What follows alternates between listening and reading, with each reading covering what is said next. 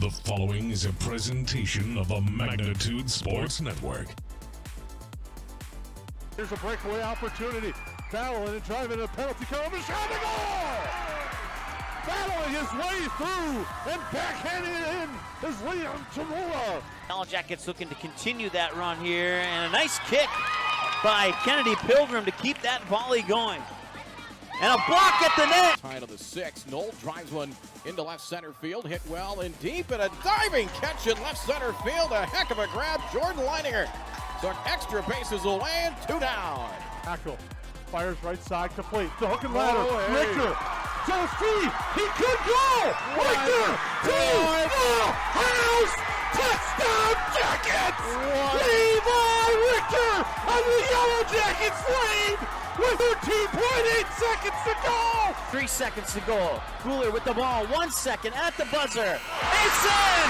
And the Pelican Rapids Vikings on a shot by Matty Guler go to the state tournament undefeated at 29-0. Let's turn things over to the broadcast booth. The pregame show starts now. Welcome to the Hive as we have wrestling action for you tonight as the Fergus Falls Otters are in town to take on the Perham Yellow Jackets in a Section 8 AA matchup. I'm Lance Rock alongside Jesse Hine, Jason Groth on production tonight, helping us out here as we're starting to get the first action of the wrestling season off, and a lot of wrestling's already happened, Jesse, but it's the first time for the home opener for the Yellow Jackets, and you, as a former Yellow Jacket wrestler yourself and coach and those sorts of things, maybe touch on a little bit of those opening night jitters. It's almost like a second start to the season for the Yellow Jackets. Yeah, I mean, there's just nothing that compares to wrestling at home in front of your home crowd, and I mean, all the way back to weighing in an area that you're comfortable with, practicing, warming up in your own room, just kind of getting your normal routine down. Like you say, it's just special. Yeah, it's going to be a fun night of action, and I know the Yellow Jackets have been waiting. It's been a busy season for them. You're going to see and hear a lot of match counts for these kids as they had a really busy action-packed filled with matches all over the state, from big tournaments to duels to triangulars before Christmas, and probably highlighted with Rumble on the Red, one of the largest tournaments anywhere, probably. Yeah, I mean, that tournament is bar none one of the toughest in the country. I mean, you're drawing teams from all over the Midwest, and you get to see people you don't normally get to see, and it's kind of a set the bar tournament for yourself to see where you're at, and you get to see some awesome competition and get a ton of matches. And we'll touch a lot on that later on, as this is kind of the Budget Blinds pregame show, as we're on a little bit early tonight because we're going to bring you the JV matches as well. Maybe not quite as much commentary on those as you will get on the varsity, but we both know how hard these kids work, and it's fair to have the JV wrestlers on as well. So we'll kind of give you a little lineup here about what we're going to do tonight. Approximately about 6 o'clock, maybe a little bit after, we'll start with JV matches, and there are 10 of them on the docket tonight if everything pans out. So we'll carry 10 JV matches. We'll follow that up. We'll have a little gap in time as everybody kind of warms up again, gets ready to go, but I can't imagine it's going to be a long time in between. We'll stay on the same stream, so you don't have to do anything but go get a little bite of supper or popcorn or whatever you want. Hang with us, and we'll bring you the varsity matches. And from all indications, which is a really good thing, this looks like it's going to be a full night with no open weights. Yeah, that's huge. I mean, fans come to watch a full match, and especially, you know, with having one less weight class this year, we want to see the guys compete. Yeah, we'll talk about that too, the change in the weight class all through the state of Minnesota and what that means for a lot of these teams going through.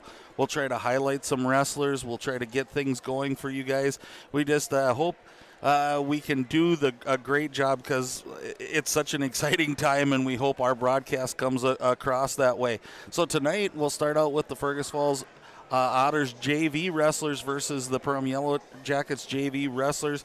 I would say we'll come back and talk, but we're gonna get through a little bit of ads from our sponsors who make this possible, and it's really cool event tonight that all of our sponsors kind of chipped in, so we'll be commercial free tonight through all the varsity matches. JV, we might sneak in an ad for our sponsors here or there, and you're going to hear us talk about our sponsors a lot, but really neat how this set up that we will not have to break away from the action unless we need to. So we're on the Budget Buy-ins pregame show. Our Dakota Fins and Feathers are going to bring our JV matches to you tonight, and we'll bring some of that as we get going. Frontier Airlines will have a mid match recap. We'll go through all this again before the varsity. Visit flyfrontier.com today to learn about the Go Wild Pass and Lock In one-way flights in and out of both Fargo and Minneapolis for as low as $58. We would like to thank Great Clips. They're going to be our overtime sponsors, and it's one of those things in wrestling. It's like any sport. You get to overtime, it's going to be fun. Lakes Area Hardware will bring us their starting lineups later on today. United Community Bank with our scoreboard.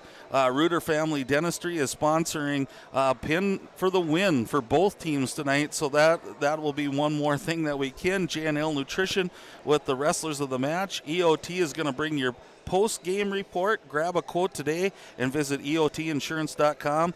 And Perham Health, how much more fitting than that for them to sponsor our blood timeouts tonight. So every time we go to a blood timeout, and we're kind of hoping and waiting to see the entrance of Coach McEachran, as we like to call him, probably has spent as many years in the wrestling room as he has on the football field with his expertise at being the blood man. So a lot of great things coming your way. We're going to break away here for about 2-3 minutes of some sponsorship ads, and we'll be right back with some JV wrestling tonight, live from the Hive on Magnitude Sports. Odds are there's an ace right in your neighborhood with expert advice and the right tools to make your quick fixes even quicker. Around the block, what you need in stock with people who know their stuff.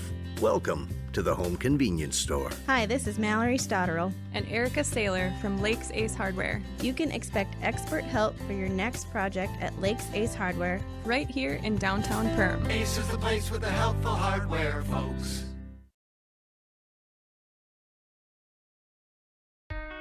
We take pride in what we send out. When you open a bag of licorice, you want that licorice to look good, you want that licorice to taste good.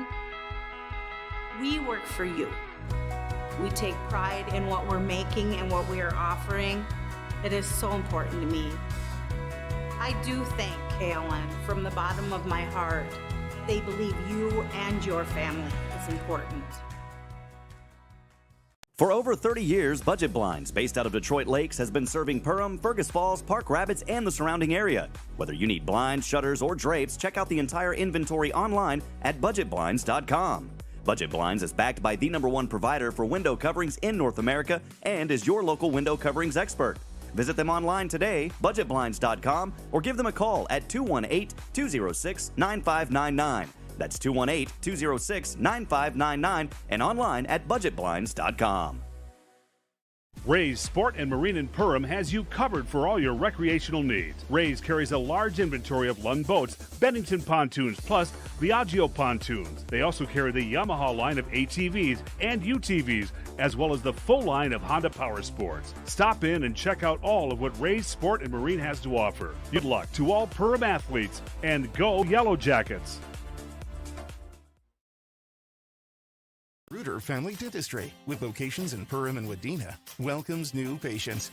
Come meet the friendly and professional team and experience for yourself what it is patients love about Reuter Family Dentistry. It's just nice to be in a small hometown knowing that you have a local dentist that cares about you, knows you, and wants to do what's best for you and your family.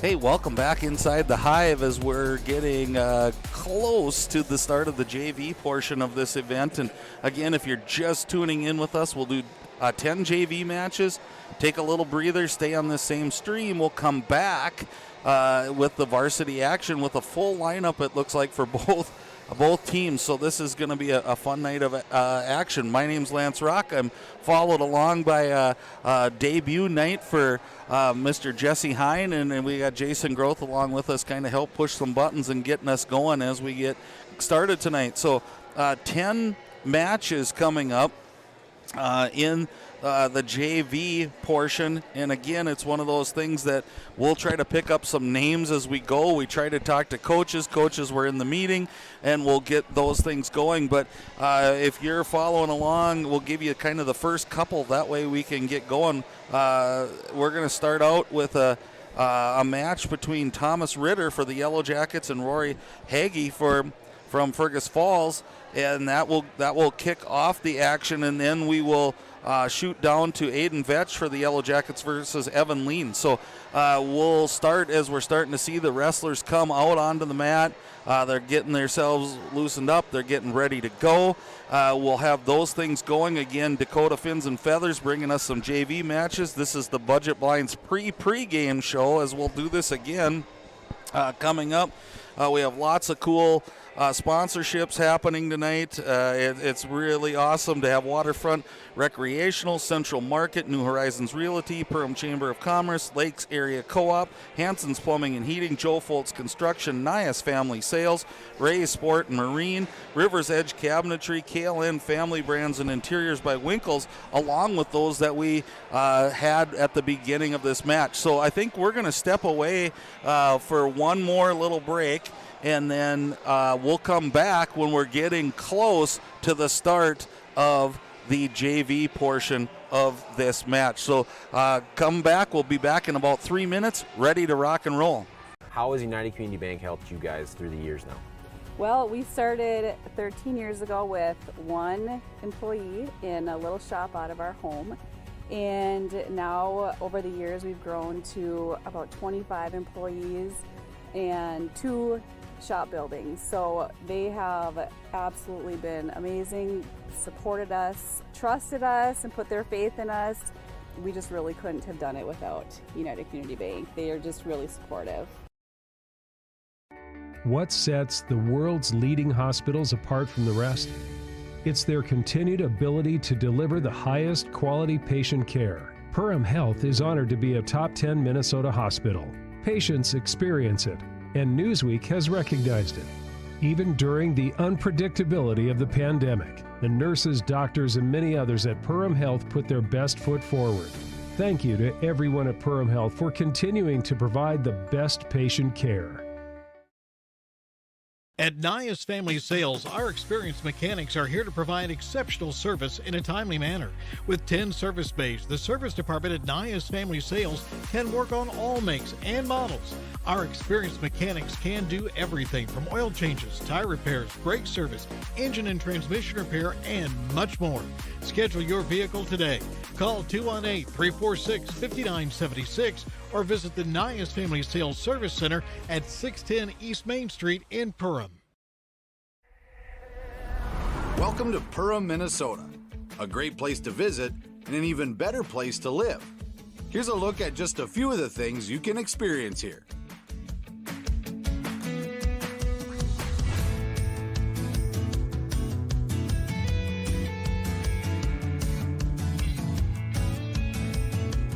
To learn more and plan your next getaway, visit Perham.com.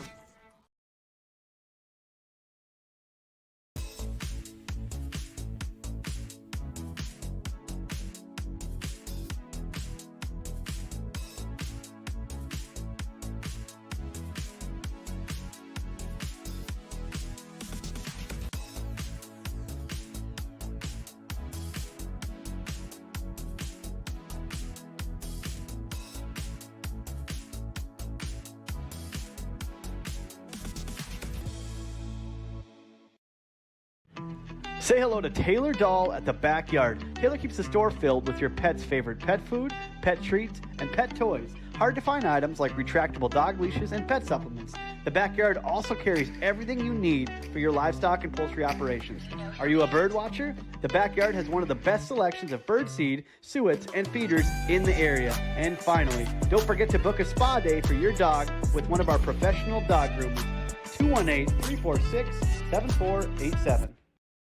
At Waterfront Recreational LLC, the mission is to deliver high-quality and custom-built steps, decks, and docks so you can access and enjoy your property.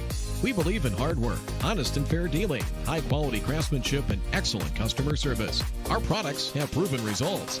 We can't control the weather, but our docks remain rock solid in the windiest of conditions. We also offer boat storage in the wintertime.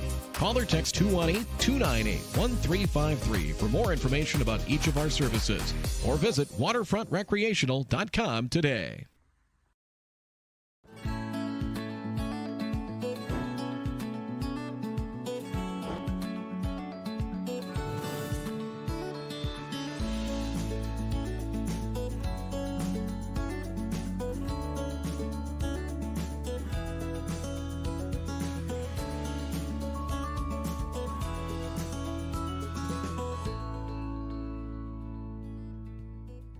New Horizons Realty is a full-service real estate company who has been helping buyers and sellers in Lakes Country for over 25 years. They understand the local market conditions because they are from here, live here, and have lifelong careers in real estate. Get a free estimate with an experienced, local, laid-back, and friendly agent that's a part of a team you can trust and will go to work for you. Visit permrealestate.com or call 218-346-7767 to speak with Chad and his dedicated team at New Horizons Realty in Perm. Central Market, the fresh place in Perham and Detroit Lakes, offering the freshest meat, produce, bakery, and deli products possible with great value for your money. A visit to Central Market is a journey into freshness. You'll always be able to find a wide variety of items that will result in the perfect meal for your family and friends. Begin with their meat department, and whether it's succulent fruit and vegetables, fresh baked specialties from their bakery, or the convenience of fresh deli selections, Central Market is the fresh place for your family. Go Yellow Jackets. Welcome back into the Hive as we're still kind of awaiting the start of the JV portion of tonight's event. Again, if you're just joining us, we welcome you into the Hive. My name's Lance Rock. I'm joined tonight by Jesse Hine, and Jason Groth is helping us out with some keys and doing some stuff for us as we get going. So we're waiting on the first JV matches. I know they were going to try to spread this out at 6 o'clock was the start date. You just never know how many JV matches you're going to go with. And Jesse, you probably have more intel on that than I ever would, but I know there's a lot that goes into it, finding ages and weights and sizes, so sometimes the matchups just don't work out either. Yeah, you know, coaches have the best interest of the kids in mind, and they're going to be honest with each other and try to make the best matchups possible. And sometimes it works out great. Sometimes there's just not good fits. And like you say, night to night, it could be different. Exactly, and we're on the Budget Blinds pre-game show here as we'll do this again before the varsity. And again, I'll just remind you, we're going to stay on the same stream. We'll work our way back to the varsity here, but we have 10 matches coming up. You're going to see the interesting thing also about JV is you can wrestle more than once. So again, it's going to be one of those where we might have a little delay as we wait for the time limit for kids to go through, but you might hear the same kid and go, wait a second, the announcers are off here. We're not off in that situation. They're allowed to wrestle more than once on a JV night. Yeah, I know a lot of times there's a specific amount of time they have to wait between matches. I know 45 minutes sticks in my head, but it could have changed over the years. But it's awesome. I mean, some kids, it's good for them to just get out and get some opportunities that they may not have in the practice room. And, you know, everybody should want to get out and compete and enjoy it in front of their home crowd. And for those of you who've been wrestlers, you understand how grueling a sport this is and the time in the wrestling room and what all goes into it. These are the glory nights when you get to come out and be in the center mat. And one of the things that I've always loved about the sport of wrestling, Jesse, is there's just nobody else to turn to. It's you and you alone, and if things go well, you get and kind of take all the credit, and if they don't, there's nowhere else to look. Yep, wrestling's for sure a character sport. I mean, like you say, there's nobody else you can lean on. You're out there in front of everybody and just putting your skills and what your coaches have taught you to good use, and it's just a good atmosphere to get your buddies cheering for you and just, like you say, showing your talents that you've been working so hard on behind closed doors. Yeah, this is a fun night, and you can see kids are starting to get excited. The early matches are starting to pace here a little bit, and we're just so thankful you're with us tonight. It's going to be an exciting night of wrestling here. Section 8 AA. We don't want to get too far into the varsity matches because we'll cover those all again as we go, but just giving you a few heads up just where we're sitting. For those of you that follow but maybe not follow the rules so closely, this is the first year that the wrestling, they cut the weights down from 14 to 13. With that, they eliminated a weight in the upper classes, which seems like a tough spot for to fill. And we're going to touch way more on that when we get to the Budget Blinds pregame show before the varsity section. We'll also tell you that Section 8 AA is really a wide open race, and we're going to talk about that as we get going too. And we'll have many of those things to go as we get started tonight. So I think they're getting close. The music stopped, which usually generally tells you that we're getting close to where we need to be. This is going to be really, really an exciting night. For one, it's probably one of the longest delayed starts of a home season of anybody, as these guys have been wrestling for quite a long time. We have Bruce Perham on the air, and we're going to get started here. We have Rory Hagee for Fergus Falls against Thomas Ritter for the Yellow Jackets coming out, and this will be, as you can see come onto the mat, this is probably around the 107-pound, probably around the 100-pound matchup tonight. Yeah, it's fun. I mean, you get to be the one that kicks off the evening, and hopefully we get out and have a good show.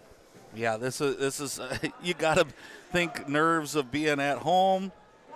I'm going to zoom in on our camera just a little bit.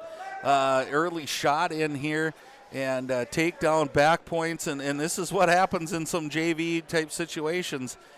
Big mat for some of these guys and a home opener, but Fergus Falls, we have Rory Hagee looking like he's got in a pretty good position here, and it's one of those that it's got to be tough to be in. Yeah, he's really cinching it up tight, and every move that Ritter makes, it seems to just get a little bit tighter and tighter. He's doing a good job fighting down there. We'll see if he can hold on. Oh. And he did not, and there's a fall for Rory Hagee in the first period with 1:16 left to go, and that's sometimes the dangers of having JV matches as we get going.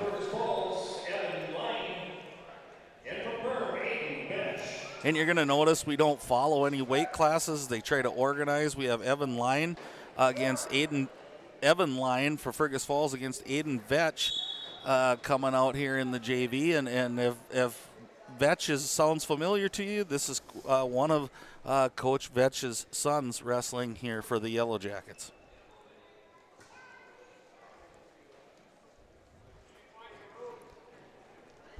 Again, like I said, we'll bring some announcing to you, but we're going to let some of this play out as we get going. Looks like an early snap down here. Yeah, Vetch has got to work up to his knees there a little bit. And there's the danger of, if you sit there too long, pretty soon they can get the weight and momentum turns you over on yourself. And really hard ride here. You got to be impressed with the Fergus Falls Otters, Evan Lyon here, and you're going to see him a couple times as well as Rory Hagee. But a good hard ride.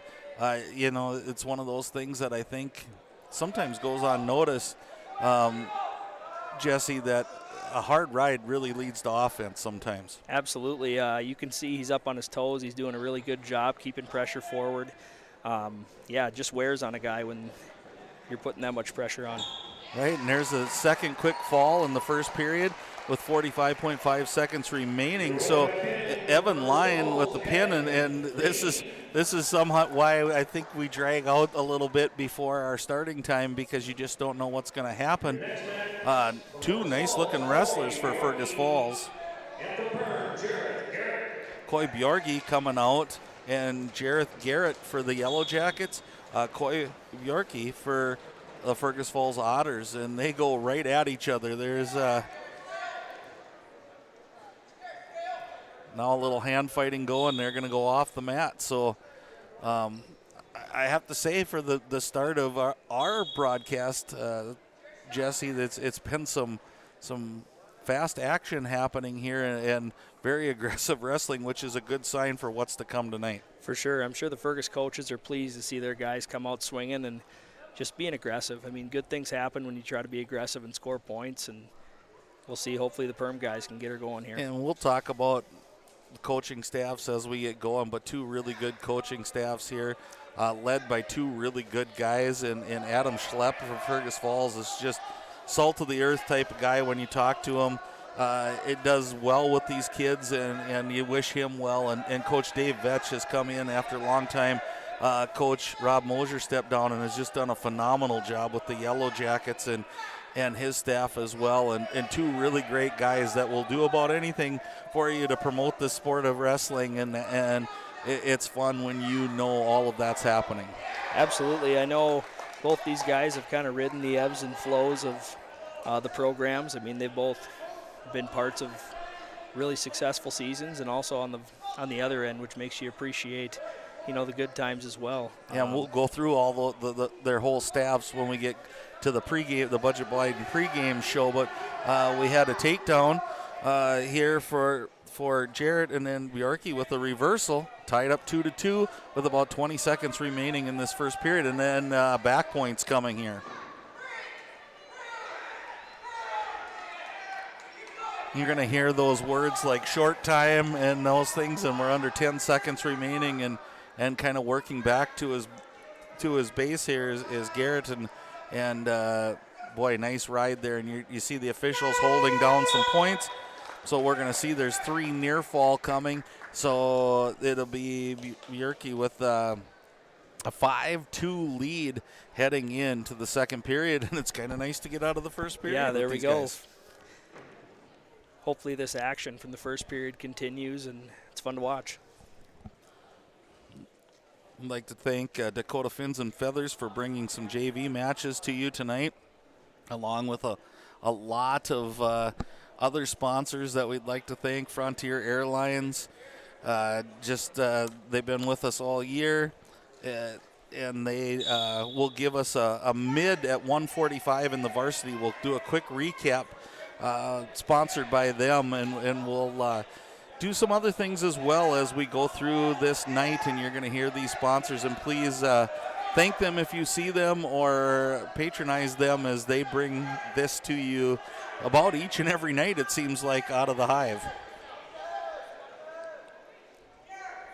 Minute 30 left to go in the second period here. Really good matchup here between two wrestlers. 5-2 lead right now for Bjarki from Fergus Falls. It should be a reversal here. There we go. There, he got it. So 2 reversal for Garrett. Makes it 5-4 with 1:10 remaining on the United Community Bank scoreboard. We talked about matchups. I don't think the coaches could have got this one any more right. No, they've both been in this position. It's been awesome, and there's a fall for the Yellow Jackets. Jareth Garrett with a fall and kind of a turnaround in events, and that's what you never can give up in wrestling, because as long as you haven't, it's not over. It's not over. That's right. That's the beauty of it. There's no other sport that's just, could be instantly over, and you always got to be on your toes and ready to rip.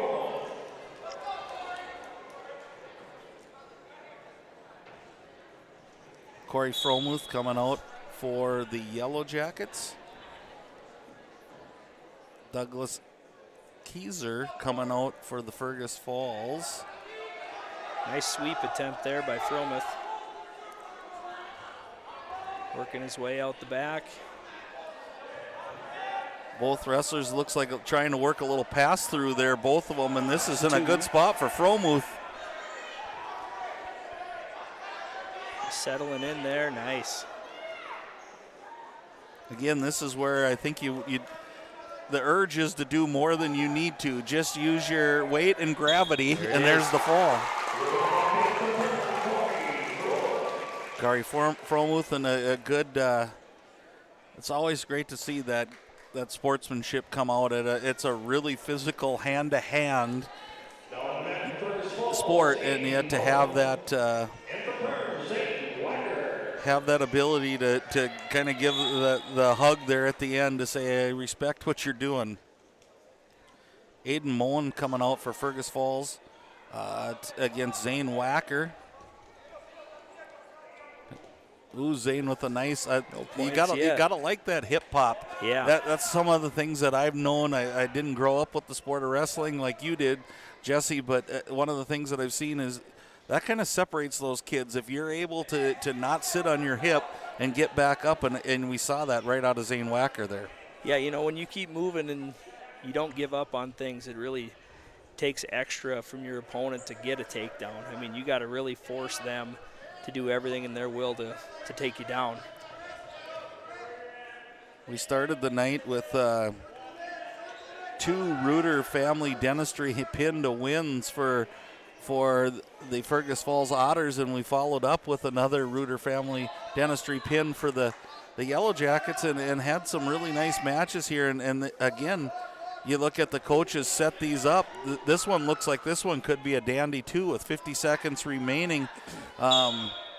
Both of these wrestlers are pretty talented kids with a 2-0 lead starting here for Aiden Moen from Fergus Falls. Yeah, kind of a peculiar position there to end the period. Zane was holding on. He got a little bit extended, but he was able to get close to the edge, but couldn't quite make it off before the time ran out there. Right, so it's really a good match here for the Yellow Jackets, and that's what you want to see. You want to get these type of matches in. There's an escape, so 2-1 in favor of Aiden Moen here for the Fergus Falls Otters, and neither one backing down. They're getting right back into some ties. One of the things I see with Zane, a lot of times you want to get to that inside tie where younger kids seem to want to settle for that outside tie, and I think that just gives you that leverage to do more things. For sure. Neither one of these guys are going backwards. They're each taking their opportunities and trying to shoot, reshoot, and it's just a lot of action. Fun to see 2 young guys getting after it. And those 2 young guys are Aiden Moen out of Fergus Falls and Zane Wacker for the Perham Yellow Jackets. 10 seconds remaining here, and it's one of those that you wonder if someone will throw in a shot at the end, but I think these 2 guys are just gonna go into the second period and see what happens.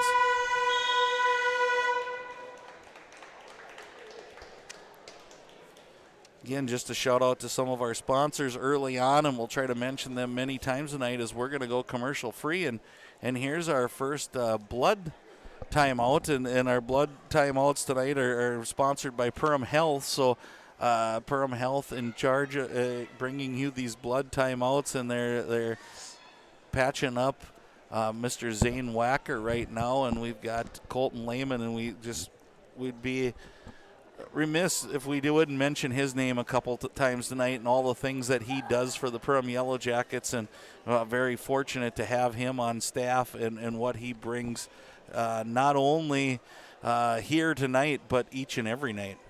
Yeah, he does such a good job with not only his athletic training portion but helping us out with some speed and agility and some strength stuff as well. And he's just one of those great guys that the kids relate with, and kind of taking a side away from wrestling here for a little bit. It's kind of what the world needs now is more guys like him to be working with our youth. So back to the action here as we get going in the second period. Just a really good action here. Moen took bottom, and he's coming out. He tripods out, trying to separate the hands. You see that working hard, and Zane with a nice return. That's a tough return when you get your hips separated like that.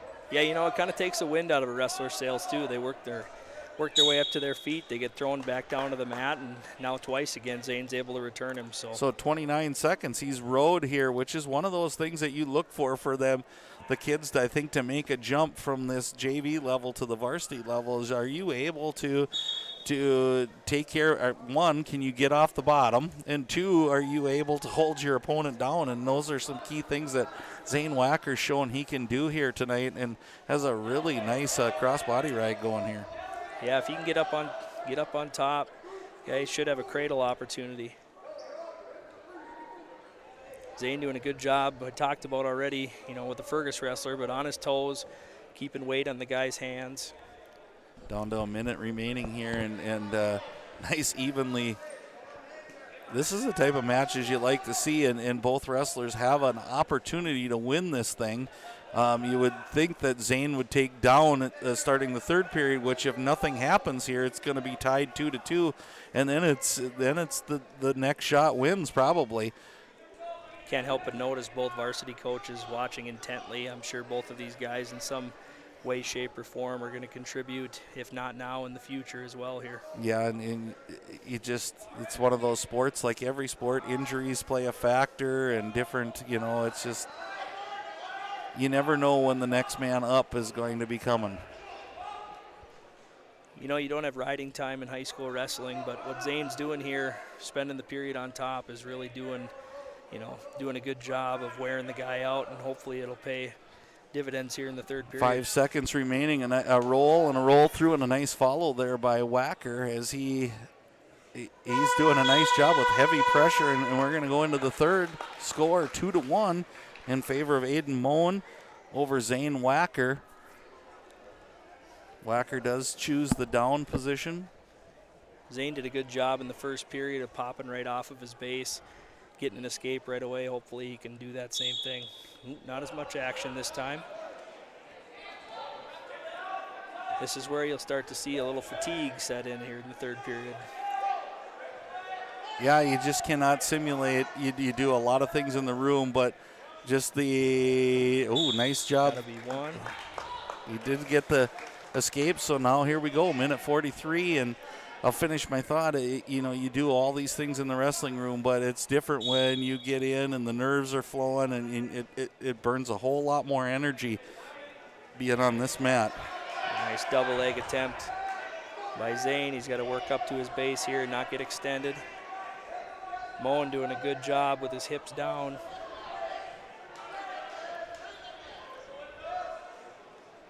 And this is one of those areas that I used to think, and now I'm starting to, if you can get to that ankle and pull that up, you're almost better off being the one that was on the defense. And you see him trying to get to that ankle. Now he's getting into a... He went the other way. Went the other way. Got that arm pin behind. Takes a 4-2 lead. Does Aiden Moen from Fergus Falls. 55 seconds remain in this one, and we'll see. Zane did such a good job of riding out the second period. We'll see what Aiden Moen does here. Moen's length has been an issue for Zane here. Just being able to reach over, grab ankles, and just kind of cling on. And it's one of these dangerous positions where you're trying to do everything you can to hold him. Now we're trying to get some back points, but you don't. You can give up one, don't give up two. Sort of deal. And when is it time to bail out? This is going to get interesting here in the last 20 seconds. We're getting into close to scramble mode, I think. Zane's got to create a little action here, give himself a chance. There's his. Hold on. He held on to that leg. Oh, there's the roll. There's the throw. That's two. That's two. So now we're tied 4-4, and there we're... No back points. No back points. So we're going to have our first great clips overtime, I believe, and didn't think it would come in a JV match, but we get a 1 minute extension of this, and Moen's a little frustrated, giving that up at the very end, and that's where we said sometimes it's better to give up that escape than the reversal. And Zane now has all of the momentum in his side. There it is. Zane Wacker with the 2-point takedown, and its first score wins in the first overtime. So Great Clips bringing you that overtime action in JV. I'd like to thank Dakota Fins and Feathers for bringing you these JV matches.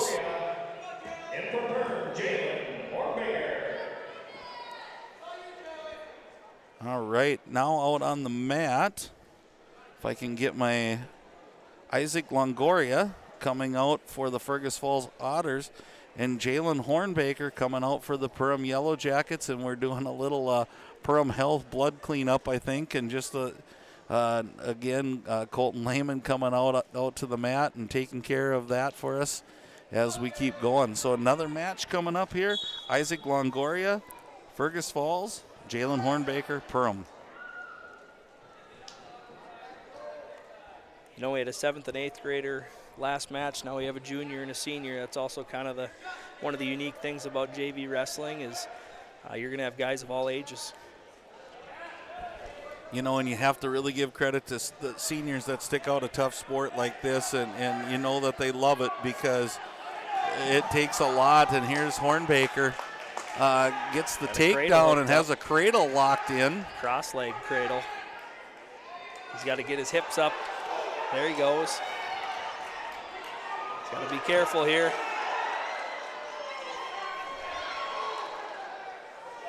And there's some of just that feel. You know, wrestling is such a sport of knowing when to bail out, when to just get out of a situation.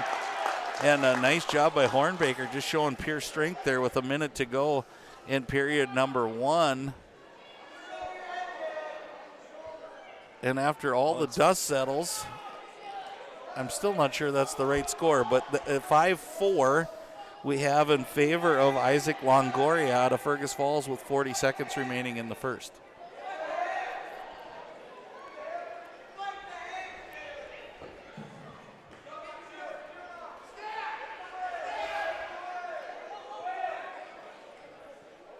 It's amazing when you get going here, Jesse, that it doesn't feel any different than a varsity match happening right now. Everybody's honed in on what's happening in the mat. Teammates are cheering for teammates. We've got coaches up giving instructions. You could blink your eyes here and we could be in a varsity match. Yeah, it's we talk about how unique the sport of wrestling is, but there's only one focal point. I mean, there's not any play to run. There's no scheme. It's just two athletes out there giving it their best. Yep, and it just makes it such a unique sport. We head into the second period, still 5-4. I didn't catch it. Did it look like, do we have the wrong? I thought Jalen had, I was going to say, we had it right the first time. Yeah, I was with you, and we were going with the scoreboard. So it's 5-5 tied up. Longoria's choice, he defers. Jalen's going to take down, which is kind of interesting because I kind of wonder with Longoria and this length if we might see a cradle coming in at some point. Yeah, and Hornbaker's first year out for wrestling, I think he's a big, strong kid who just wants to be able to compete in a different sport, and it's fun to see him. New guys don't always take the down position because you're pretty vulnerable down there if you don't know what you're doing, and it's fun to just see him compete.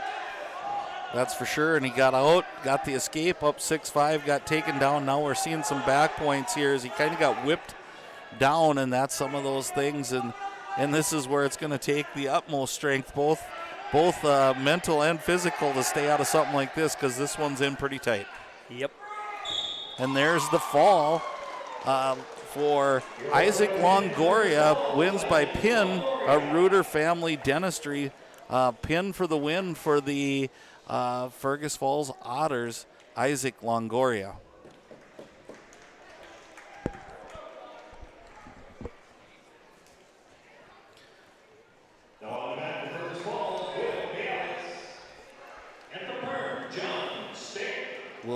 Will Baez up for the Fergus Falls Otters versus John Stake for the Yellow Jackets.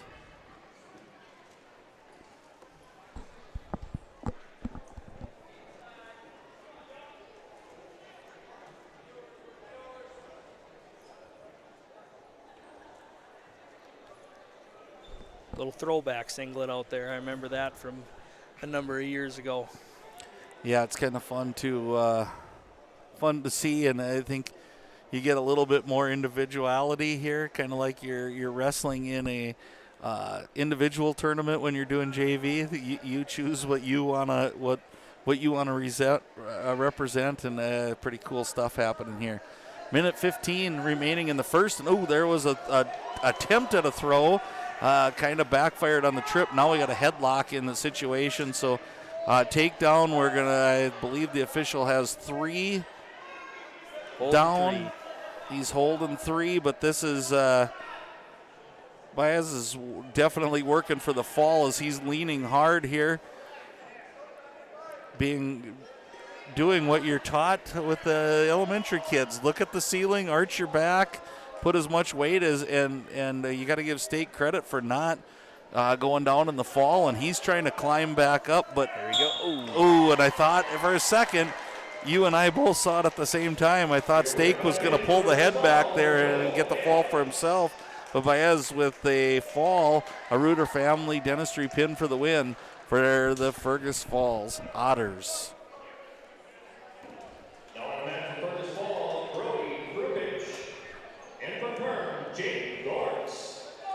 We have Brody Krupich out for the Fergus Falls Otters against Jaden Gorance for the Yellow Jackets. And again, we'd like to thank Perham Health, East Otter Tail Insurance, J&L Nutrition in the Backyard, Reuter Family Dentistry, United Community Bank, Lakes Ace Hardware, and many, many more for bringing you this live action on Magnitude Sports.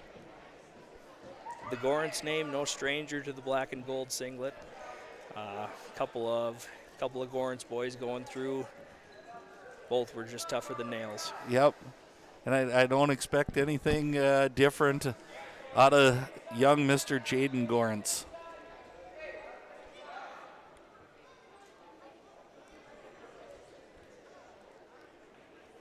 Kind of hard. I got a good view, but you hear the song "The Eye of the Tiger." He's got it on right now. The Eye of the Tiger, staring down Brody Kupich. Get some young big guys out here jockeying for position a little bit. We'll see who makes the first move.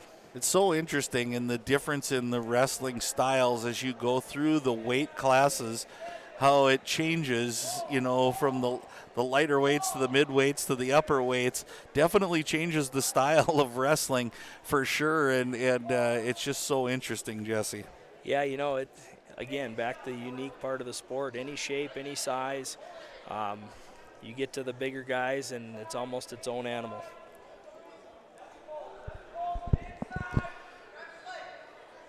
Yeah, it's so crazy. It's just it's fun to watch, and it's one of those sports again that it's so fun to watch these kids compete because you have no idea. JV in wrestling is anywhere from 7th grade to, like you said, we saw seniors out here, and you don't know who you're going to get matched up with, and you can't worry about it. You go out and take care of what you can take care of. For sure. I know being a young big guy myself back in the day, there were times where you got put up against men, and you weren't quite ready for that, but that helps you learn, and you get experience from all those different opportunities. And then you hope for someday that role switches and you become the man and you get the other opportunity. And I remember that happening with you and seeing a lot of freight train doubles going through this, not this gym, but a gym in Perham somewhere close. So, again, 0-0 after the first. Gorance takes down. We got a cradle in. Oh, nice job of that separation there. I just saw him do kind of that old, we got penalty point. Clasp? He called a clasp, but he did have an arm in there, so. That's what I thought. It is a legal hold. It's one of those things that maybe we saw it wrong or whatever, but I like the explanation happening here. For sure. This is a learning event. This is what it should be about. Gorance gets the point. I did like his little mule kick there. I don't know what better to call it, but it separated those hands. Working to your feet. Nothing stirs up a crowd better than two big men going, and you got to love that because it's the first ooh we heard first tonight. ooh and the first ah when the big guys hit the mat. And you got to love that. Lawrence got to get his head up here. Ooh, full Nelson. And it's young wrestlers put in a big position here, and you're going to see mistakes, but you know what? You don't learn unless you do something. And I go back to a saying my grandpa always used to tell me, and I don't think he came up with it, but he always used to tell me a person who never makes mistakes never did anything. And then that's how you learn is making mistakes. And good mat returns here by Brody Krupich.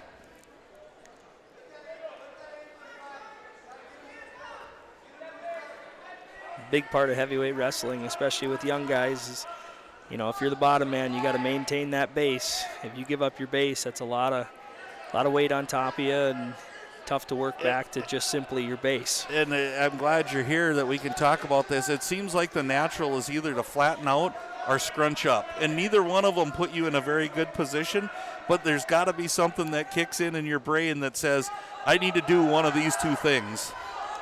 Our coaches used to talk a lot about the path of least resistance that feels so right, but a lot of times is so wrong. Good job by Gorence working to his feet after being returned a few times and, staying the course and just working his way for an escape. Yeah, and that's a big one with 25 seconds remaining. That 3-point lead is really a nice lead. It gives you, here we've got a headlock attempt. And a lot of times, here we go. Some back points. He's not holding any. No back points. Gorence with a really nice job taking a 5-0 lead into the third period. Taking my kids to wrestling, it really doesn't change that much from when you are a kindergartner. He sat in the chair, let the headlock slip by, and took the 2 easy points. The great equalizer, they say, the headlock. Yep. Kupich must have taken top. I think he took top.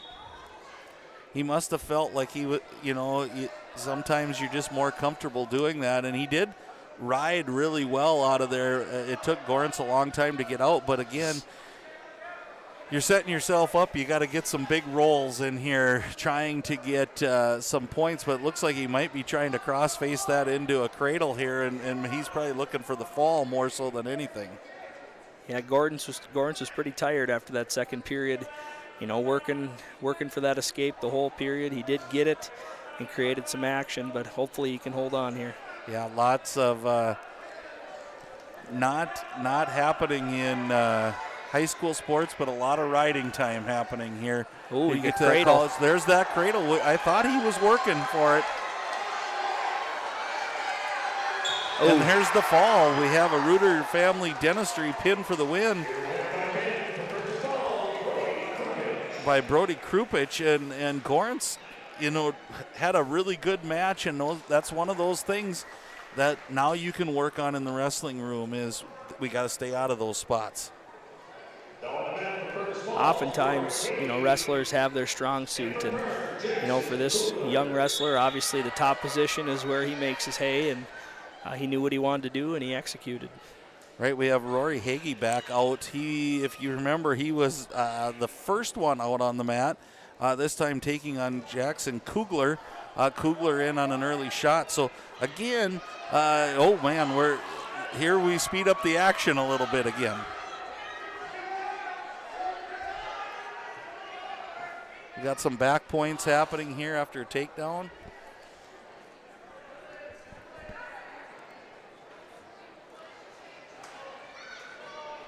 Boy, Coach Schlepp and his staff have to like what they've seen out of Rory Hagee. He comes out like a little dynamo here.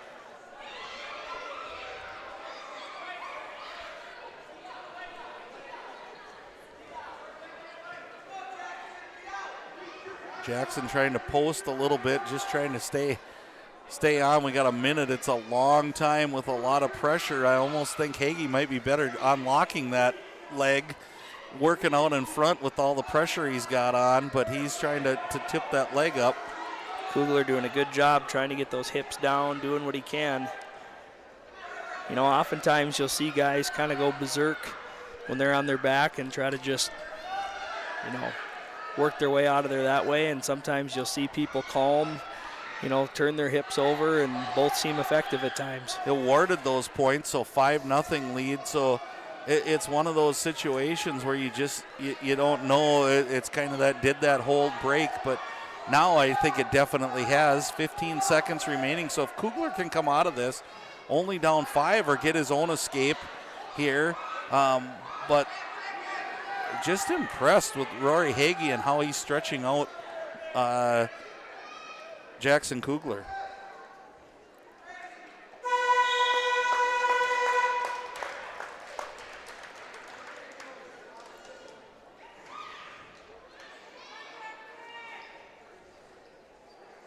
Kugler defers.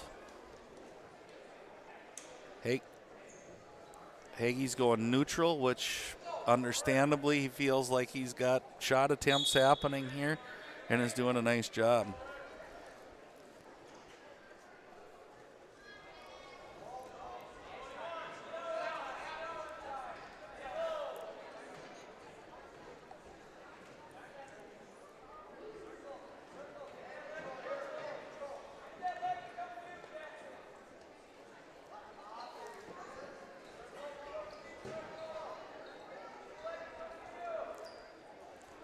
Both wrestlers a minute 30 seconds go. Here's a headlock attempt. Again, Yellow Jackets doing a good job with their headlock defense, and Kugler sneaks out the back.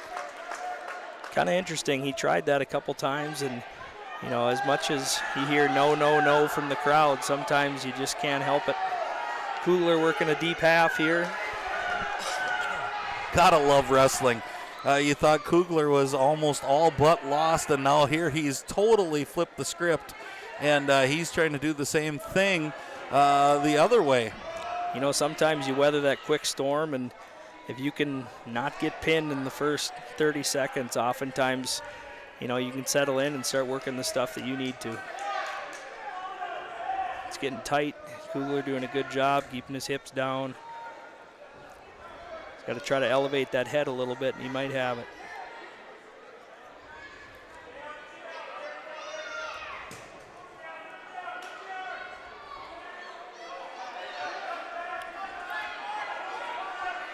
Either way, I think we'll go into the third tied, and then it's anybody's match again, and that's pretty exciting. We're down to 10 seconds.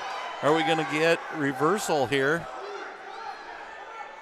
Oh, he's climbing up over the top, and then we potentially dangerous. So we get the three which points. Ties it up, 3 back points, and we have 1 escape. Is that what he gave? I think he gave 1 on the escape, and now we have another Perham Health blood timeout, and I think both wrestlers are getting a little work done to them. So as that happens again, that gives us a little chance. We probably won't bust away for a commercial break till we have a little bit more time, but this is the JV portion of Fergus Falls and Perham. So don't think you've missed anything. We're on the JV match. We've got a few more to go here.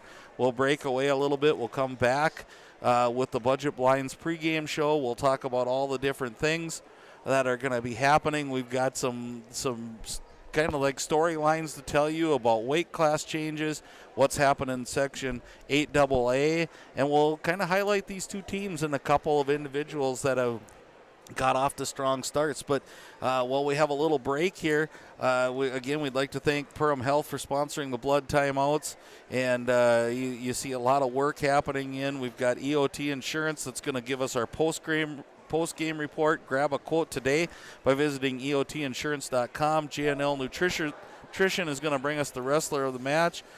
Jesse and I will definitely be taking some notes to figure out which one we're thinking. Reuter Family Dentistry with a pin for the win for both teams as we clean up the mat now. United Community Bank, we want to thank them for the scoreboard. Lakes Ace Hardware will give us our pre-match starting lineups. And then one thing I know about wrestling, Jesse, that's just words written on paper because once you get going, there can be a lot of shuffling happening. No doubt. We also, again, we'll have Budget Blinds pregame show coming up. Dakota Fins and Feathers are bringing us a lot of these JV matches. Great Clips have brought us an overtime match. Download the Great Clips app from the App Store to find the location nearest you today. And we have Frontier Airlines. They'll give us a mid-match report after the 145-pound match. And visit flyfrontier.com today to learn about the Go Wild Pass and Lock and one-way flights in and out of both Fargo and Minneapolis for as low as $15. As we end period number 2, 6-5 score. Rory Hagee looked like he was going to take control of this match, and all of a sudden tides turned. So I think it's gonna be one of those exciting matches, and Hagee's been pretty aggressive, so let's see what he tries to do on top here. And again, if you're Kugler, you're going to try to everything you do to get out and tie this match up. Yeah, he had a good first move right away, and then Hagee did a good job flattening him out here. He's got to rework to his base and try to create some action.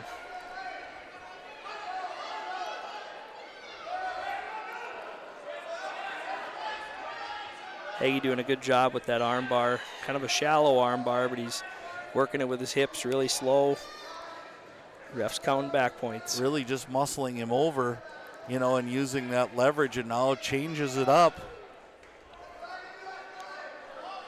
No points awarded. I think he's still holding. He's here. calling it same move, yep.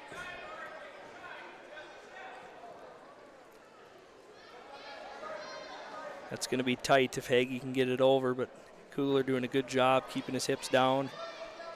Trying to push away that leg, just trying to take away that advantage. We're under a minute, which is a long time to go. Hagee's got the lead, and he's got three points waiting, so it'll be 10-5 in this match. And it's a precarious spot for the Yellow Jackets here, trying to get Kugler out of this as it's just so tight. A minute may seem like a short time, but when you're the one out there, it can be an eternity as well. I can't even imagine. And again, it's one of those will as a wrestler. Right now what's happening here is it'd take a person like me. I think I would have just given in by now, but that fortitude of wrestling just shows through and through, even in these JV matches. Some wondering probably why there wasn't a stalemate called. He's still got the pin hold. So that'll be a 9-5 win for Hagee.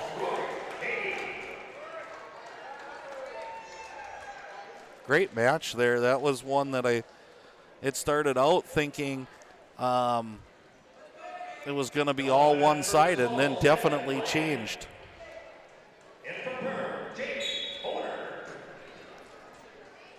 Evan Line coming back out. He had an earlier pin to win. Reuter Family Dentistry pin for the win. He's now wrestling Jake Honer from the Yellow Jackets, and Honer comes out pretty aggressive, but getting awfully high. Lean does have a chance here, I think, to come out the back, and he does for the 2-point takedown.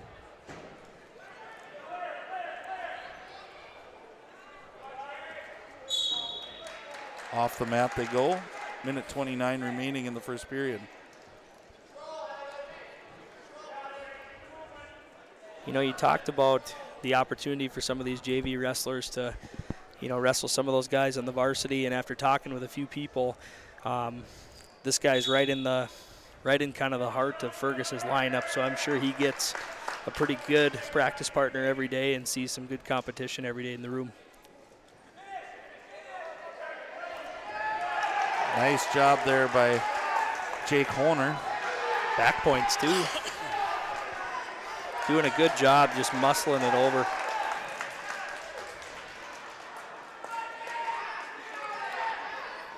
And again, in the last match, we talked about how tight it was. This one equally, and there's the fall. We've got a Reuter Family Dentistry pin to win for Jake Honer. Again, that's a nice match for Honer there. And that looks like that's going to wrap up the JV portion of this. So we're gonna take about a 3-minute break here, run through some of our sponsors. We'll come back for the Budget Blinds pregame show. We'll talk a little bit about wrestling. We'll try to give you some starting lineups that will be brought to you by Lakes Ace Hardware.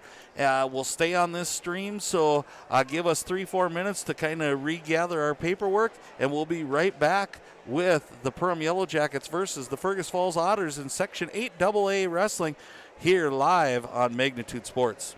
1 in 5 high school students use e-cigarettes or vapes. Some of them, like Juul, are so slim and sleek that they look like a flash drive. That's why e-cigarettes and vapes are so appealing to kids. There are more than 7,000 flavors, and they're sold where kids shop, online and in convenience stores. Most e-cigarettes contain nicotine, which is highly addictive and can harm brain development as teens grow. No amount of nicotine is safe for youth. Like it or not, we are a target. This message is brought to you by the Minnesota Department of Health. I have 3 amazing kids, and it can be a bit complicated. All right, you guys, you ready? But there's nothing else like it in the world. Bye, honey. Traveling with kids is on another level. Yay, let's go. I appreciate all the extra help I can get when we fly. Hi, how can I help? I'm honored to get every passenger to their destination. I'm so grateful that I've been able to fly with my 3 young kids. At Frontier, we get it. We're flyers too, and we believe the sky is for everyone. Hi, this is Mike from Magnitude Sports. I'd like you to do me a favor if you would. Subscribe to this channel right here, Dakota Fins and Feathers Outdoors. The channel is owned by a family I've known for over 2 decades and features some sports stars from previous Magnitude Sports broadcasts. So if you're the type of guy that likes fishing, hunting, dogs, you can get all that and more right here on the Dakota Fins and Feathers YouTube channel. You can also find them on social media, on Instagram, TikTok, Facebook. It's educational, it's captivating, it's fun. It's Dakota Fins and Feathers Outdoors. Subscribe today. At Great Clips, we use online check-in to help NHL player Jack Hughes achieve game day flow faster, so he can do more with his time off the clock.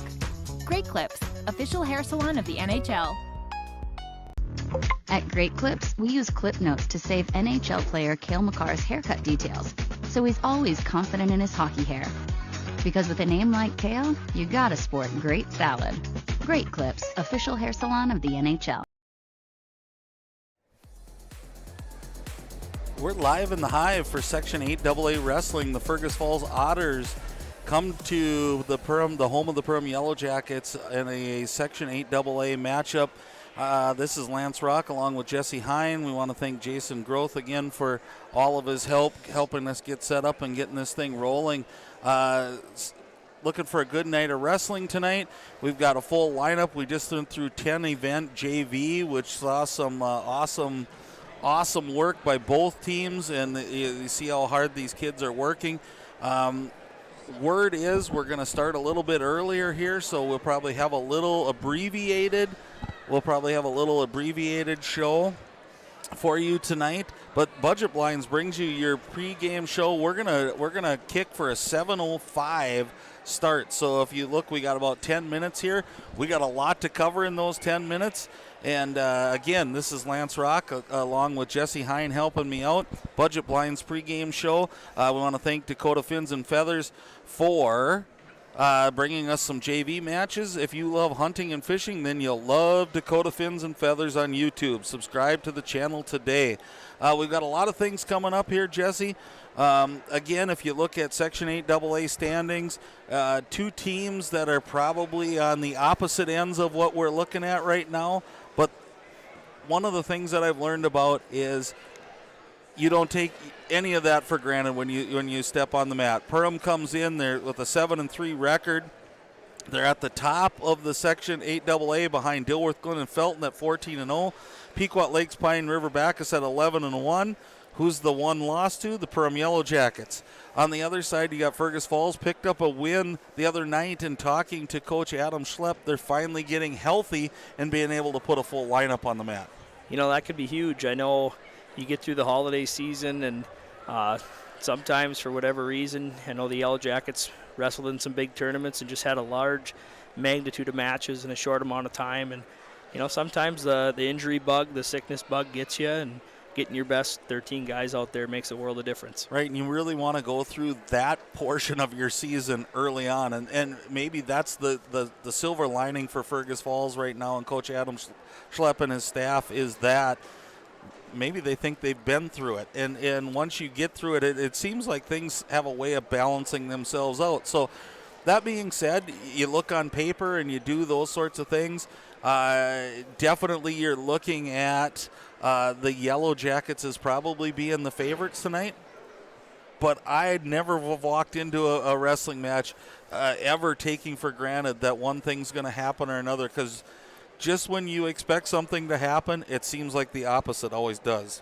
Yeah, there's not many sports where you can have point swings like wrestling does. You know, when you're expected to get, 4 or 5 or 6 points and all of a sudden you get beat, that can be up to a 10 to 12 point swing in just the split second.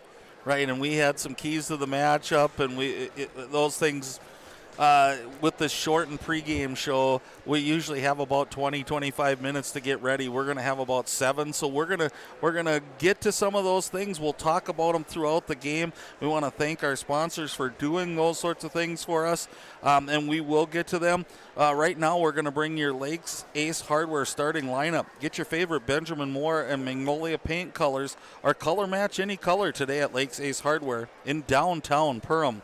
We'd like to thank Lakes Ace Hardware for the starting lineups. And we talked about this earlier, Jesse. Starting lineups in wrestling are just names written on paper, because there can be many things that happen in a given night. Absolutely. I mean, you'll see a lot of times you'll have 2 names written next to a weight, and it all comes down to the flip. I mean, the flip, beginning of the match, deciding which team shows which wrestler at first at those weight classes can determine a lot of things. Each coach wants their matchup, but it doesn't always work out that way. I think you hit the key word there in matchup. You're always looking for those matchups. Where can you get that edge? Our friend Jason loves to say bonus points. Those matchups a lot of times guide you to that bonus points, and that would be one of the keys of the match. But here are your Lakes Ace Hardware's projected starting lineups, and again, it may go straight through, it may not. At 107, we have Dresden Wegscheid, a sophomore for the Yellow Jackets, comes in with a record of 12-7. He will be facing Levi Budke. Budke is a ninth grader with a 4-13 record. At 114, Bo Bush for the Yellow Jackets is 2-8. He is an 8th grader against another 8th grader for the Otters in Jack Brunn at 2-15. At 121, a battle of 7th graders. Projected Peyton Trout coming in at 1-9 against Ian Coons at 1-4. Both of those 7th graders at 121 at a pretty tough weight class, so that's why you probably see the records the way you do. At 127 might be one of those matchups, Jesse, that we start to look at. There's always those teeter-totter matches that you're really curious to see that might have some section implications when you start to go individual, and it's Isaac Adams, a returning state participant. Isaac Adams is a 9th grader. He is 7-8 on the year, and you might go, well, what happens? And it's one of those, and I'm sure you've been there, Jesse.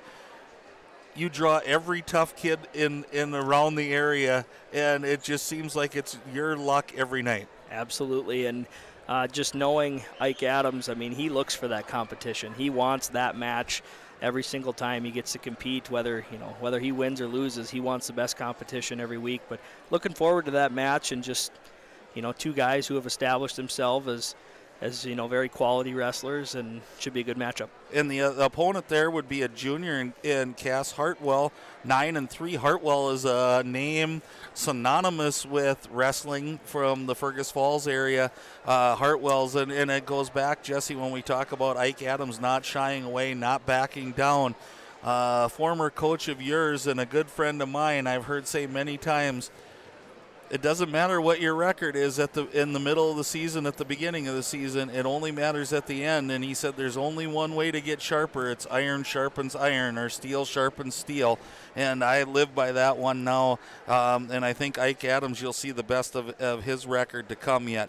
At 133, senior Chandler Mickelson, multi-time state entrant for the Yellow Jackets at 12-3.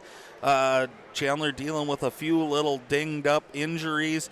As you're going to start to see, some of these Yellow Jackets have had quite a pre-Christmas type schedule, as you're going to start to see some heavy records. He's going to be taking on sophomore Jacob Froning at 7-11. Froning, another name in that Otter lineup that you come to know and just expect to hear. At 139, Tegan Detloff, a freshman at 21-7, is going to take on another freshman in Austin Longoria at 6-10. Tegan Detloff coming off of a great rumble on the Red. Yeah, I mean, you see that record compared to some of the other kids, 21-7. That's 28 matches with just after Christmas. And we talked about the Rumble on the Red being a huge tournament. Tegan worked his way through the wrestlebacks, which is not an easy task. But, doing a great job getting on the podium and just building confidence as we get to the second half of the season. You got to love that, as he did just such a nice job. And if anybody's followed Tegan and his career, he's gone into a lot of big arenas and a lot of big venues, and has a lot of accomplishments already tagged to his name. At 145, we have a sophomore, Johnny Ramos, at 9-9. He's going to take on a freshman, Caleb Fromming, 15-6, and I would say that would be another matchup that we're looking at, Jesse, to go, boy, let's find out where we're at here when it comes to section time at 145. And Johnny's another one of those that it seems like every night he goes into wherever place we're going, and he's got the number 9 kid in the state, he's got the number 11 kid in the state, and I don't think Johnny's one that shies away either from that competition. No, and Johnny's one that a lot of those guys who are established don't always enjoy wrestling, because he's a high flyer, creates a lot of action, and the other part is he just doesn't quit. He doesn't go away. I know at the end of last season, Johnny had a great section tournament and wrestled some very quality kids down to the bitter end, and just looking forward to seeing what Johnny can do. And one of the things I would say about Johnny and Fromming's had a great year. Johnny is a high flyer, but he's an unconventional high flyer. Sometimes this is coming or that's coming. I don't think what's happening until Johnny knows what's happening. So that could be a really great matchup at 145. At 152, start of the senior look for the Yellow Jackets, Carson Byer, a name that's been around for a long time. Carson's worked really hard. 15-7, he's going to take on sophomore Blake Roberts, 4-4. Another one that could be a good matchup. Roberts is coming off of some sickness. At 160, a freshman, Carson Zeise, 10-10 against Antonio Parker, 5-12, a senior. So we'll see what age does there. Sometimes that's a big difference. Carson Zeise, really accomplished wrestler at 160 as a freshman. 172, Tristan Larson, a sophomore, 6-13 versus Kenny Vogel, another sophomore at 1-9. At 189, Jackson Vetch, 10-10, a senior, against Teig Ringdahl, 2-5, a freshman. At 215, Hudson Hackle, 15-5, a senior. So you start to see the senior part of this, and we're going to step away for the national anthem. For over 30 years, Budget Blinds, based out of Detroit Lakes, has been serving Perham, Fergus Falls, Park Rapids, and the surrounding area. Whether you need blinds, shutters, or drapes, check out the entire inventory online at budgetblinds.com. Budget Blinds is backed by the #1 provider for window coverings in North America and is your local window coverings expert. Visit them online today, budgetblinds.com, or give them a call at 218-206-9599. That's 218-206-9599 and online at budgetblinds.com. Odds are there's an ace right in your neighborhood. With expert advice and the right tools to make your quick fixes even quicker. Around the block, what you need in stock, with people who know their stuff. Welcome to the Home Convenience Store. Hi, this is Mallory Stotterell and Erica Saylor from Lakes Ace Hardware. You can expect expert help for your next project at Lakes Ace Hardware, right here in downtown Perham. Ace is the place with the helpful hardware, folks. We take pride in what we send out. When you open a bag of licorice, You want that licorice to look good. You want that licorice to taste good. We work for you. We take pride in what we're making and what we are offering. It is so important to me. I do thank KLN from the bottom of my heart. They believe you and your family is important.